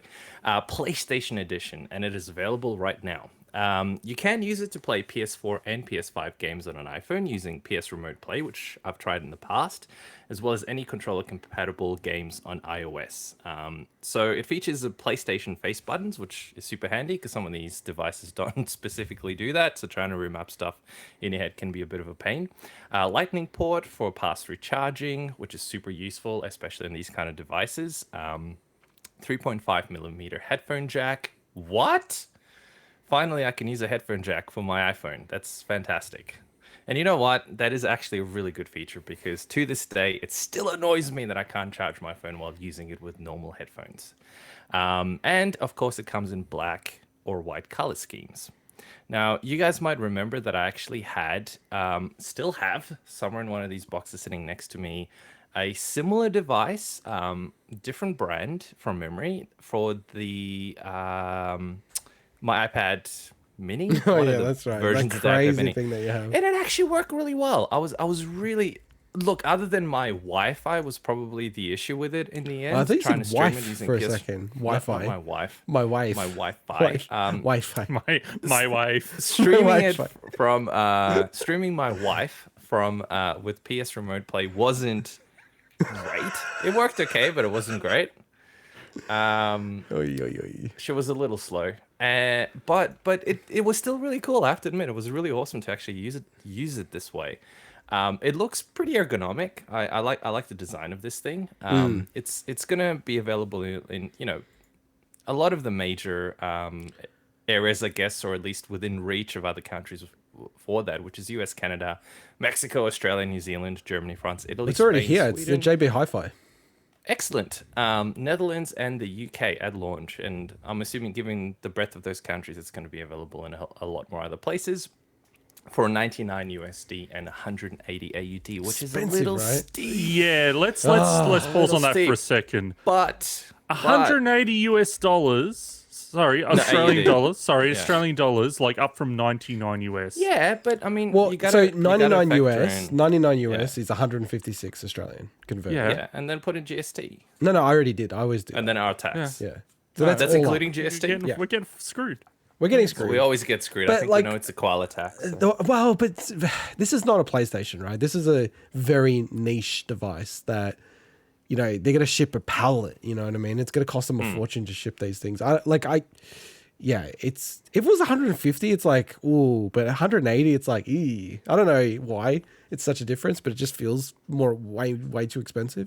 But I mean, that's the price on their website before shipping. So that it's like you buying it directly from them would be the same. So I checked it out, JB, today, and it's 180 How much? in the store. 180. Oh, Yeah, 180. they'll go on Okay. special and Yeah, stuff. no, yeah, they just 180. Yeah. Maybe they'll have that thing where, because random devices like this, like the Segway stuff, for some reason, always they have random vouchers. Yeah, that's true. Percent off and shit. So maybe they'll have it. That's But true. look, I still think it's pretty cool being able to, if you have a stable Wi-Fi and you can do proper PS Remote Play, being able to play some of these games handheld, especially given that we don't have access to the Steam Deck and stuff like that, it's pretty freaking cool. I have to admit, I remember playing a few games on my iPad with a similar sort of controller, and it was actually really cool just experiencing Yeah. that game in your hand. It was a really cool I've- experience. I've realized if I'm ever going to use my phone to play like Xbox Game Pass or game streaming, whatever, I need a Vice controller. I think the Yeah, I mount agree, thing agree. just doesn't work for me. And Xbox has a version of this Backbone one as well. Here it is. This one. Yes. So we talked about this last year. I wouldn't mind picking one of these up if I see it on sale. But it's good to know there's one that matches the PlayStation face button. It's obviously a shame. We know it's based on the same design. It's a shame that there's not a version that doesn't have offset sticks, like the PlayStation style. Yeah, so because you're an Android boy, I think that only has like effectively the Xbox style. Yeah. I don't think there's a black color for. I think black is effectively Xbox and white is PlayStation. How they're rolling with it. So, because I think we said that there comes in. Oh no, black and white. there's a little toggle there. did. That's Yeah, why I thought you looked can at it. toggle. Yeah, but that's There's a toggle. that's the Xbox. Oh, it though. literally it just switches changes it. between Yeah, I know. them. It's a shitty website design. Well, we'll make a correction. That You is that can is that is have very misleading. any color you want as long as it's white. Yeah, look, it is just a color scheme, right? Like, let's not get like I definitely would get the white one just because of the PlayStation connection. But yeah, I get great remote play in my house. Like, it's crazy. I was trying Rocket League with remote play with the the little mount controller as you had, Swinny, as well. And I was shocked at how precise it was. Like, it blew me away. Like, it's definitely not 1-to-1, but it's so marginal, the delay and the lag. It's just like, holy shit, like, it's incredible. I think for me, this is just like such a good like gift because like buying it just feels so expensive. But yeah, like I'm kind of keen to pick one up. You know, the weirdest part about it though is for me, Swinny, is being an iPhone user. I think they're getting rid of the Lightning port, either this revision or the next revision. Finally, Oh, and then what are you going to do? I With believe this? the EU are forcing them to get rid of it, at least in the EU. And it would be surprising if they have like an EU version of the iPhone and then the rest of the world version with Lightning. So you're thinking that'll be like a Backbone 1 Plus or something, and it'll be the new whatever USB-C or whatever the port is that the iPhone. Well, has to go Android's through. USB-C. Yeah, but I'm saying like it'll be like the version that is that. Well, but I'd be getting the effectively, Android version well, no, then. what I'm, I guess, quite like not nervous, but what I'd be concerned about is that you go and get this version, the iPhone version, and then it's like it's going to be only relevant for iPhones. Like this know. current iPhone might be it, right? So, I know. and it's At a lot this of money point- just for like a little Vice thing. What kind of Especially in performance Australia. do you need out of these things? Because at this point, I almost wonder if you can fork out a bit of money on a separate phone dedicated Yeah, just for that this. actually I never thought about that. Like you could just a cheap phone just with a yeah. decent Apart from screen. my phone being smashed, like yeah, you're right. Like as long as do the that. PlayStation app works on that iOS version, yeah, you're probably right actually. Kind of for people tuning in on the tubes, this kind of the color scheme and stuff just reminds me a little bit of my Cetus. You have this is so much the, extra shit, man. Well, no, but so the way this came about is my mate wanted to order one from the US, and it's like, hey, we can split shipping, blah blah blah. And I'm like, you know what, screw it, I wouldn't mind trying it just so I can actually use the Joy-Cons on it properly. And it's a Satisfy brand, so it's decent premium quality in terms of the build and everything. And we else. should advertise that. That's another one of our advertisers, right? Our Satisfy Yeah, advertisements. Satisfy Grip. And it works really well, but not as good as the neck grip that I was telling you. Oh no, wait, you about. can you pause this because Swinny's not here? Yes, Swinny better be coming back. No, he's gonna come back soon. I don't know what he's you know, doing. I can.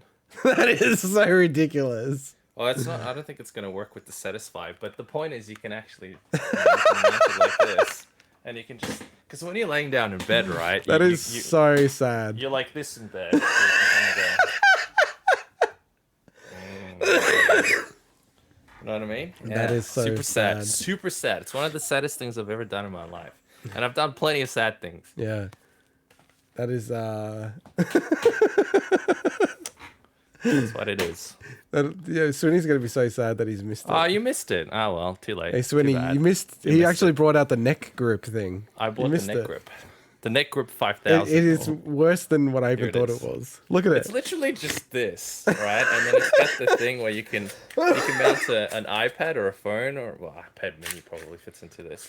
And then You know, look, Look at goes it. around Look at the it. neck. it is. Look, it's ridiculous, but at the same time, No, Swinny, no. it's unsurprising that exists. It's a sad reflection on our This society. is like Because this is honestly, from the amount of times when I've like almost fallen asleep looking at my phone or the Switch or a tablet, and the shit's fallen on my face, and just like that's happened a lot. Yeah, no, that happens to my wife all You the put, time you as well. put your phone on it, for example. So that's with the phone, right? And you just like.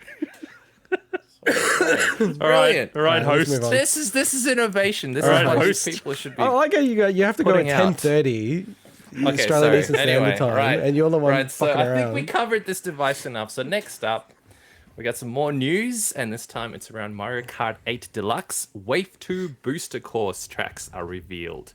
So this is the second wave of Mario 8 Kart Deluxe booster courses pass.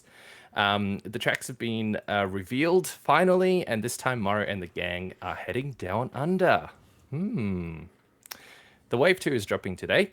Sorry, tomorrow. I Tomorrow? tried. I'm like, I've got to get that Oh, instant. I've got to get the instant correction in, but you're too Screw me fast. over. Too Oh fast. man, my brilliant hosting is down the drain now. Sorry. Wave 1 of the booster course pass came out back in March, with all 6 waves due out by the end of 2023.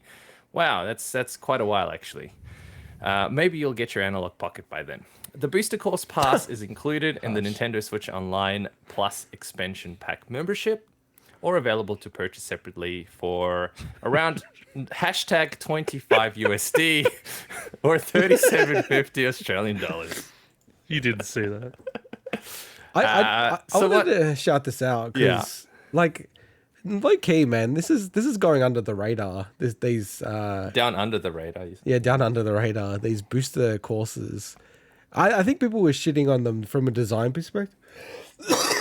Sorry, I'm dying here. From a design perspective, but they're adding a lot of life to the game. Like, I've gone back and played through a lot of these courses. I don't mind the art style. I just think it's a more cartoony art style.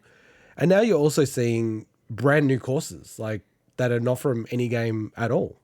So this one brand new course. Yeah, sure, but still, it's like it's something extra, right? And a lot of these tour courses, I just wouldn't play because I just never got into Mario Kart Tour. It's my least, spoiler alert for the tier list. It's my least favorite tour Mario Kart game. For a lot of people, I mean, they are essentially new courses for a lot of people, so that's cool. Yeah, the tour ones, you mean? Yeah. Yeah, and I think it's just a really good selection of like historic courses as well. So, yeah, I'm really enjoying it. I think you guys should check out. Let's talk about which ones. Yeah, so we got Turtle Cup, we got Kalimari Desert from Mario Kart 64. We've got Mario Circuit 3 from Super Mario Kart, New York Minute from Mario Kart Tour, and Waluigi Pinball from Mario Kart DS. Fuck yeah, I love that level. Yeah, that's a cool Propeller level. Cup. Propeller Cup, which is the one you'd be able to see at the bottom of the screen on the B-roll at the moment, or on the website, is Sky High Sunday, which is completely new. Haven't seen that before. Snowland, which is from Mario Kart Super Circuit. Sydney Sprint, which is from Mario Kart Tour. And Mushroom Gorge, nearly called it Mushroom Garage, by Mario, which is from Mario Kart on the Wii. As a Sydney sider, it's actually cool that there's I can drive through Sydney. How cool is that? I assume it's got. I've never seen it. It's got the Opera House. Yeah, Can it's you got the click Opera on House. those to show us? It's got the Opera House and stuff. But it's got the Because Opera House. Yeah, you drive through the Opera House. It's got the bridge. It's got I think it's got Luna Park, but it doesn't say Luna Park on there. So. Yeah. That is awesome. Yeah. Fun fact about the Opera House: I think it's one of the first, if not the first, building that used epoxy, so the super strong glue, in its construction. And it actually I didn't know that. I didn't know that. There you go. Yeah, quite interesting. And it actually uses interesting physics in order to hold itself up using tensioned cables. So if those tensioned cables actually break, the entire structure kind of collapses because it uses the force of those cables held together plus the epoxy glue. Sorry, I'm Really fascinating. It was ahead of its time in terms of the way it was constructed back then. So I'm just laughing at something from the last segment, which was, Mike, you had the frame thing on, and in yeah, our I chat, can bring hooded it back, yeah. dude. It's like, oh no, this- what the fuck F is is this? thing? hey, it's one of the dumbest things I've ever had or bought. But you can get it for, well, I bought it. I don't know if you can get it more. It's like $5.60 from Daiso or something. And Sorry, I just honestly, it was that's worth it. It was worth it. It's comfortable. Look, this is these tracks. It's cool. Calamari Desert's a fun track, but look, the one thing, and I know they've teased that there'll be more drops. Like, to me, I just think they just need to add more Double Dash tracks. I think there's none in this drop. So, and that game has some of my favorites. So. I love all the SNES tracks. Like, I just love seeing them remade into 3D. Like, they're horrible for the Mario Kart 8 style. But, oh yeah, here we go. Here's the Sydney one. Oh, that's sick. It looks awesome, right? It's got a Luna Park, got the Opera everything. House. Did It's they replicate some of Miss the Macquarie's chair. buildings by the thing? That's awesome. Okay, that is pretty cool. That is really cool. It's really, Yeah. This is the new way we're going to do B-roll. This is the B grade version of the B-roll. I just play Just go on YouTube. YouTube search for it. Yeah, I just Actually, not a bad we should idea. just change the show up. I should just be the producer. I get to like beam shit in, you know, in the background. It's more fun that way. But yeah, your Awesome. host, Mike. Yeah, cool. So I think that wraps up the news about Mario Kart. So next up we have some more exciting news that Intergod Yay! just loves to bits. He just stays up all night thinking about it. I think he actually, to give some context to the new joiners, to the new listeners, he has a monthly tradition where he fills his bathtub with all the amiibos that he has and just rests in it for half an hour. It's bizarre, I guess, but hey, each to their own. I think it's, interesting. Anyway, one of the latest additions that he's looking forward to having dangled between his bits in the bathtub is a new Minecraft amiibo. So I like the man with the vice neck grip toy has the goal to have a go at me. Like that's amazing man. confidence that a man has to have. Vice grip versus bathing with amiibos. I don't know what's worse. You Okay, tell let's me. create a Tinder profile. You have that neck fucking grip, and I have Okay. some little amiibo toys. Let's see who In the bathtub. We'll see who in gets the the most. bathtub. You go in the bathtub with that neck thing then as well. Okay, I'll go in the bathtub with the neck thing, but you gotta go in the bathtub with your amiibos. Yeah, I'm just excited that finally we're getting some amiibo action. We have Minecraft Amiibo release date. Yes, we thanks, know the Swinny. release date. We Did, do. did you say it, Mike? You're the host. I didn't yet because I didn't get to that part Yeah, because you you just guys wanna distracted me editorialize. with totally No, useless you're information. editorializing. This is what I did wrong in the first 50 episodes of the show. So, Nintendo finally are giving us an update on the highly anticipated Minecraft Steve and Alex amiibos. Minecraft. Whoa. Minecraft, yeah. I love the typos. In this Originally due to release alongside Min earlier in the year, they were delayed due to logistics and production issues, whatever that means. The figures will now be released on the 9th of September, so in about a month and a little bit, available both separately or in a double pack. And I'm assuming Intergot, you've already pre-ordered these. I've ordered two, just was gonna one to open and one to Of display. course you did. Of course. Are you gonna buy 2 of them separate and 2 of the double packs? So 4 of them. No, I'm not that crazy. I'm not Okay, like I okay. know you guys think Okay. I'm totally insane 6 with the of them amiibo you've stuff. ordered. I'm not. But on the official Bathing amiibo like canon listing, is the double pack treated as a separate thing you need to complete? This is the amiibo. This is how deep I am with amiibo. I've been on this website before. It's a great I've seen website. this. I don't know who made it. Amiibo like So what are is this? double packs treated as separate things you need to No, collect? no. Okay. No. To be honest, the amiibo community is pretty lenient on those things because you've got the gold ones. No one gives a shit about those. You've got like the silver ones. It's like who gives a shit? So I'm trying to see who made this site. The community's lenient. What, like people judge you if you have them or don't have them? Isn't it a thing you just They're do not if you treating like it as something you have to complete your collection. Ah, Yeah, look gotcha. at this guy. So this Really? site's spare time Okay. creation from John Prey, Louis G2. So this guy, he's only got 32. What a legend this guy is. He's got 32 amiibo and he's created the best amiibo fan site. I have awesome. more amiibo than the guy who's created amiibo.life. That's sad. No, he probably created got the site double and the realized amount. how sad the whole collection Oh, is. I've and got went, "I'm not way more getting than any double. I've got way more than double. I've got like 100 and something. But anyway, Whoa, how many are there in total? I think 168 or something like that. 170. Okay, so you don't quite have all of them. Well, if you count the cards as a separate thing, I don't know what you want to do with those, but They're separate, I reckon. then hundreds. But what I like about this guy is he's on the ball, man. He's the same as me. Oh, he's already got them up.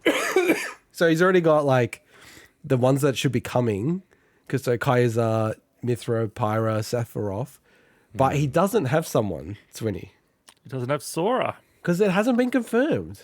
Yes. And I I'm keeping think up with my amiibo lore. you are. I'm up on the Kemco stuff, and you're up on the Amiibo stuff.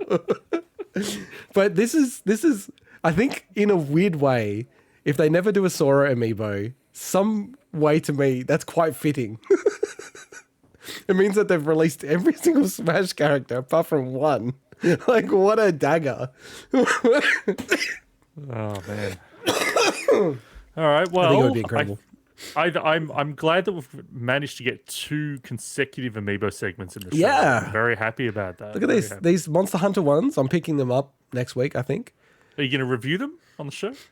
Well, yeah. Well, we need to because Yeah. we need to have amiibo content next week and the week after that. We and need amiibo. We every need day till amiibo. I'm dead and I don't have to Look at hear the time. about Yeah, I'm- fucking amiibos anymore. I'm picking them up on Friday next week, so I won't be able to review it this week, but I'll review it for the following show. Can you do, if Okay. you're going to open one, can you do an unboxing? I'm not live opening on it the show? I'm not opening it. Oh, No. damn. I've gotten away from opening them now. Now he just collects them Yeah, I just collect them now. It's a sad state of affairs. like my Hot Wheels. Like I have all of these. I don't have this. This is what I need to pick up. These 6. Which ones? Load The of watches? shit. That's what they are.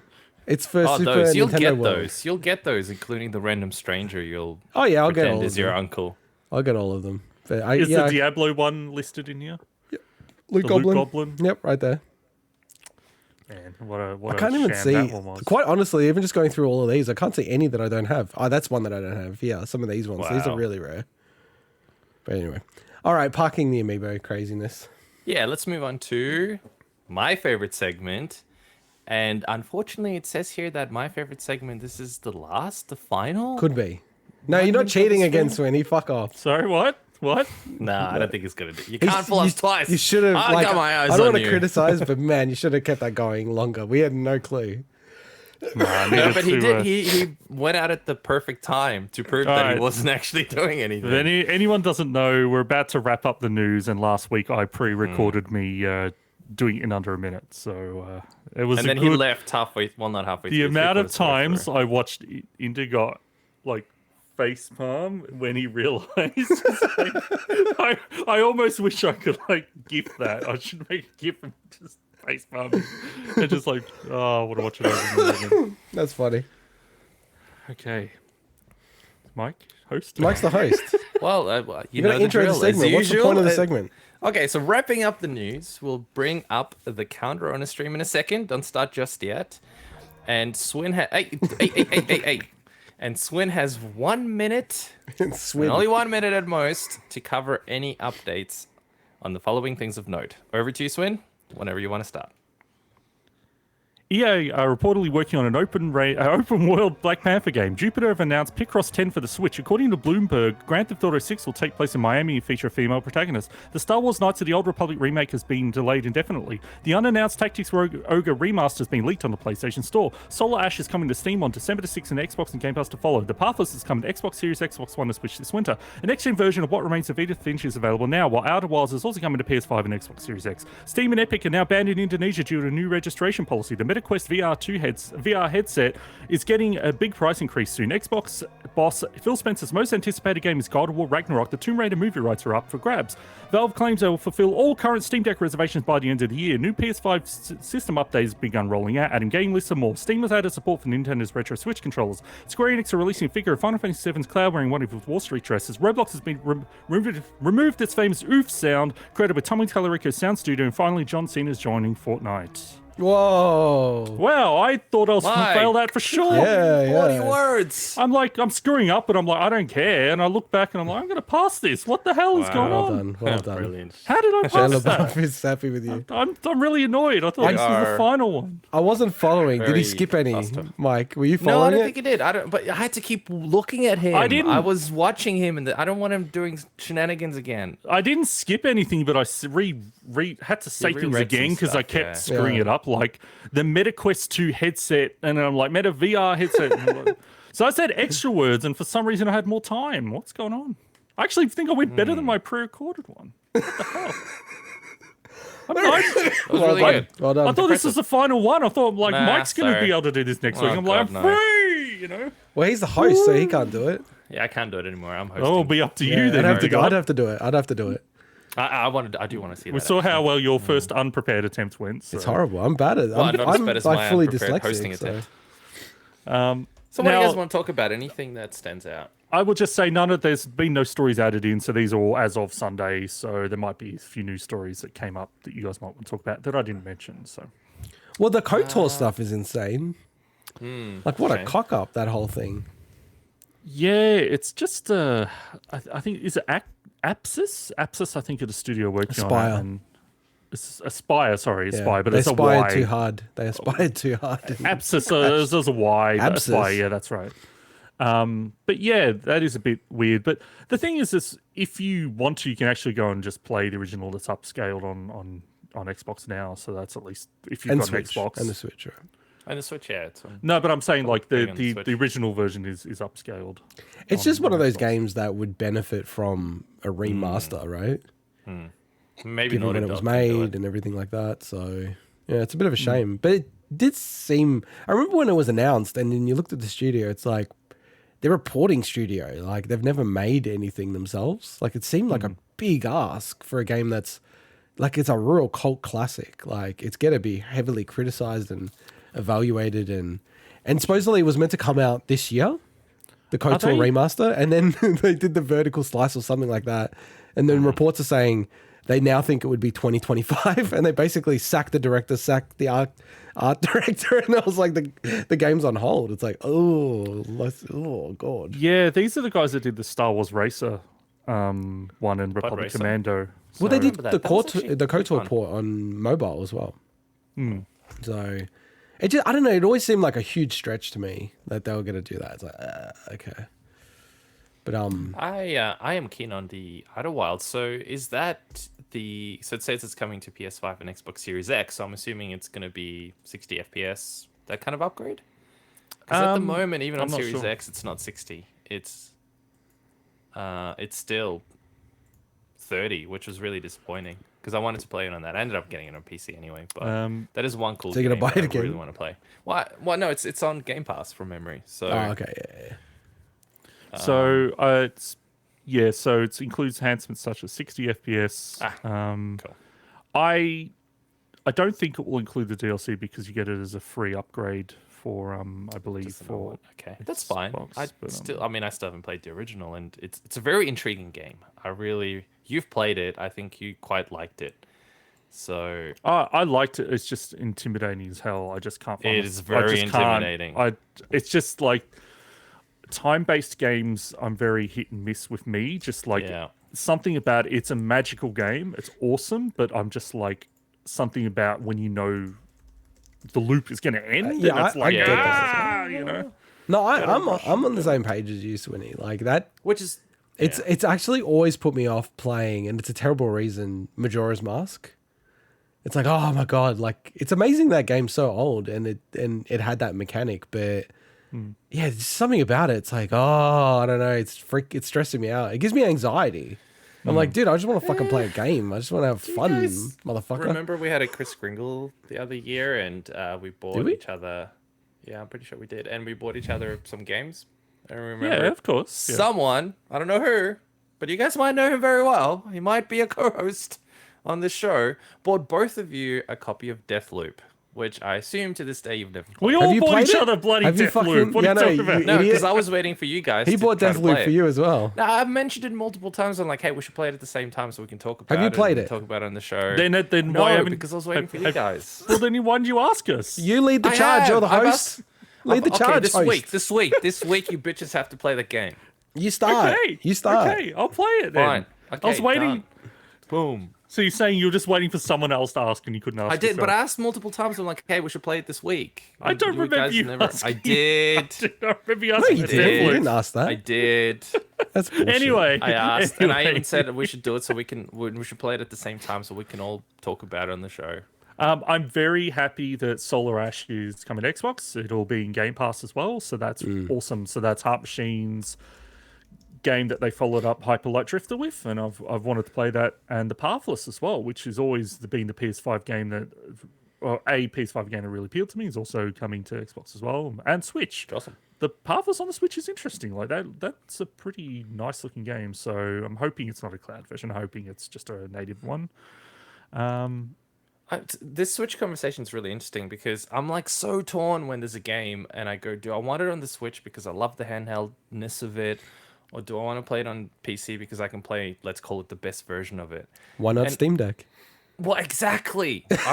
I wish I could get my hands on the bloody Steam Deck to solve that problem once and for all. It's so annoying. they're starting to because get there's so through many the games backlog. that I'm playing, and I'm like, man, I got it on the Switch. I wish I didn't get it on the Switch because it's cool that it's portable and I can play it in bed. You're happy to using buy my, it multiple times. My neck be brace honest. 5000. But then but if I buy it multiple times, I have to like. I don't know. Here's an example. Disco Elysium. I have it on Switch and I have it on PC, and the PC version plays and runs way better. But I like sitting in bed Shock. playing it. But then I'm like, man, the controls also don't Shock. feel quite as good playing it on the Switch. It's a PC weird. game, man. It is ultimately a PC game, and I'm torn between that. So if I could have it on Steam, where I'm like, if I'm in bed, I'll play it handheld, brilliant. And then if I'm on my There PC, you I'll go, play it on Gabe. my PC, same game, same Make save. a handheld game. Make a handheld. So happy. Maybe I should build my own little glorified handheld My system. guess is that the Steam Deck will come out to Australia next year through EB Games. It's not a big guess. Whoa, that's a big call. That is a big call. I Mr. wish. I was about to call you Mr. Nosferatu. I'm like, no, that is not. Mr. Nosferatu. Nosferatu. It's Nostradamus. Mr. Nosferatu. That's awesome. I feel like love- Nosferatu. I was dead myself. The story that I like this week is I'm not familiar much with Roblox, outside of Yeah. what everyone would know about it. But the fact that they changed You played that the most famous out of all noise- of us, by the way. I played the Gucci. Yeah, the Roblox Gucci, exhibit. the Gucci experience. But I've actually watched a lot of Roblox when I've had to babysit my niece and nephew, and they're watching. They're playing it, but they're watching YouTubers and stuff. But the fact that Tommy Tallarico, famous dat? famous game composer, but also Best mate of Pat and Ian from the CU podcast. the ex-CEO of Intellivision and the whole Amico debacle recently. The fact that his studio, came up with that sound and they were never paid for it is nuts. Well, I The thought fact they that did Roblox get got- licensed for it. So or they something. changed it, but for years they didn't. Oh, yeah. So basically, it was like then I think they started. I was just watching another channel about it, but I think it was might have been Moist Criticals talking about it. But basically saying I think they started charging people making games for Roblox like $1 to have that Yes, sound in yeah, it. that's right. Yeah. But now it's been removed, so that's funny. It's just such a weird link, Roblox and Tommy Tallarico there. So. Yeah, that is weirdly. I mean, we haven't covered the Amico at all. Like, it doesn't really. The thing is that the Intellivision. What was it called even? Shit. The We talked Intellivision. about the Amico. What was the Intellivision called? The original one? I don't know. Isn't it just called the Intellivision? Oh, I thought it was called something. There'll probably be like a 9. Maybe you're right. Maybe it's just called the Intellivision. Yeah, maybe. Yeah. That never came out to Australia, from what I understand. Yeah. So, we missed a bunch of these things. Like the Neo Geo Pocket. We never got that in Australia. Pocket Color. Did we get the Neo Geo? I don't think we got the Neo Geo in Australia. Don't think so. Yeah. Don't think we ever got the Neo remember. Geo. Not that any of us would be able to afford it. PC but, Engine? Did we get PC Engine here? I don't think so. We didn't get PC Engine TurboGrafx. No. Yeah, I did actually, Final Fantasy actually, 6. okay. Let me just say Chrono Trigger? I think we didn't. And yeah, we didn't get Final Fantasy 6. We didn't get Chrono Trigger. We got Terra Enigma, damn it. Which Terra is a Enigma. fucking awesome game. One of the best RPGs I've ever played in my life. I know Terra it's so overplayed for people in the States, but Terra Enigma is a fucking awesome game. It's one of my favorite SNES games. Absolute classic. It's so sick. I played it not that many years ago again, and I'm like, wow, this game's still fucking really cool. I think you'd really like Terra Enigma, Mike. You'd like the tone and the music of it, especially. When Analogue Yeah, with make SNES, it available, that's it would be the right. perfect Well, game for it. Bada bing, bada boom. Bada bing, bada boom. Was there anything else? Nope. No, I think that's about it. There was a lot of little things last week. I think the Analog story was the big one for us. Good. But, Update it, Mike. When I see you next, I'll bring the link cable. We'll play against each Sounds other. good. Sounds like a plan. All right. So thank you for the opportunity to host the show. I actually had quite a lot of fun. You're the host now. You are the host now. Well What? done, Mike. You're the host. God, I thought I did a horrible job. Damn it. You didn't do a horrible job. Just maybe not call the show Big Dicking Gaming. Yeah, maybe don't do that. That's the first thing you say. I must admit, if YouTube bans us, right, after what the years of effort we've put in, and I've warned you so many times, don't swear at the start, right? I actually think it would be hilarious if it wrecks the show. Like that's something that would be really funny to They me. can't. Can we beep it somehow? No, we No, can't it's too really late. It's already it out. it's already out. It's out. It's out and about. Yeah, Yeah. so maybe don't do that next time. Yeah, maybe I won't do wait that more next than a time. minute to swear. But Okay. you're the do some host big- now. I still don't think it's a swear word though. I don't think Dick is a swear word. There's I've- people who are literally called Dick. I've Dick moved Cheney. Dick Cheney. Look at Big that. Big Richard in gaming. Big Richard. I should have called it Big We're gonna- Richard in gaming. We're gonna need some big weak that energy sounds to get through next Yeah. episode. So I've moved into production. I'm now the producer of the show. Nice. Swinny is the editor of the show, look like and a you're the producer. host. I look like a producer. What does that fucking mean? No, just like you got the What a cool swipe. producer hoodie. What a no, fucking not swipe. in a bad you shouldn't way. be seen no. in front of the camera. No, not in a bad way. You've got, yeah, exactly. Shouldn't be in front of camera. No. You've got the hoodie. You've got the cool T-shirt, the hat. You've got that producer vibe. You know what I mean? No, I don't know what you mean. I got the hobo vibe. The host vibe, is that what a host is meant to look? I've I got want, the I want to see you in a bogan suit. vibe, even though got I'm the definitely bogan not. Can you be in a suit next time? Because you're now the You want host. me to go in a suit? Okay, Yeah. I will go in a suit Yeah, next like time. Lex If I can Friedman dig or up one of something my like that. suits. I've got probably as many suits as you have amiibos, and I wear none because I hate it. Well, I also wear the amiibos, so All right, that wraps up this week's show. Next week, Swinny's got a review. We don't know what. Hopefully, I'd like to review Over Rogue actually. That Okay. really Over cool deck building Kepco game. and Slay the Spire. Yeah, so forward to it. I might try Slay the Spire to see how close they are Fucking to good. get to each Such other. a good game, so, man. Try to clock it. Maybe I will. You won't. All right, later, team. See you all next week. See ya. Bye bye.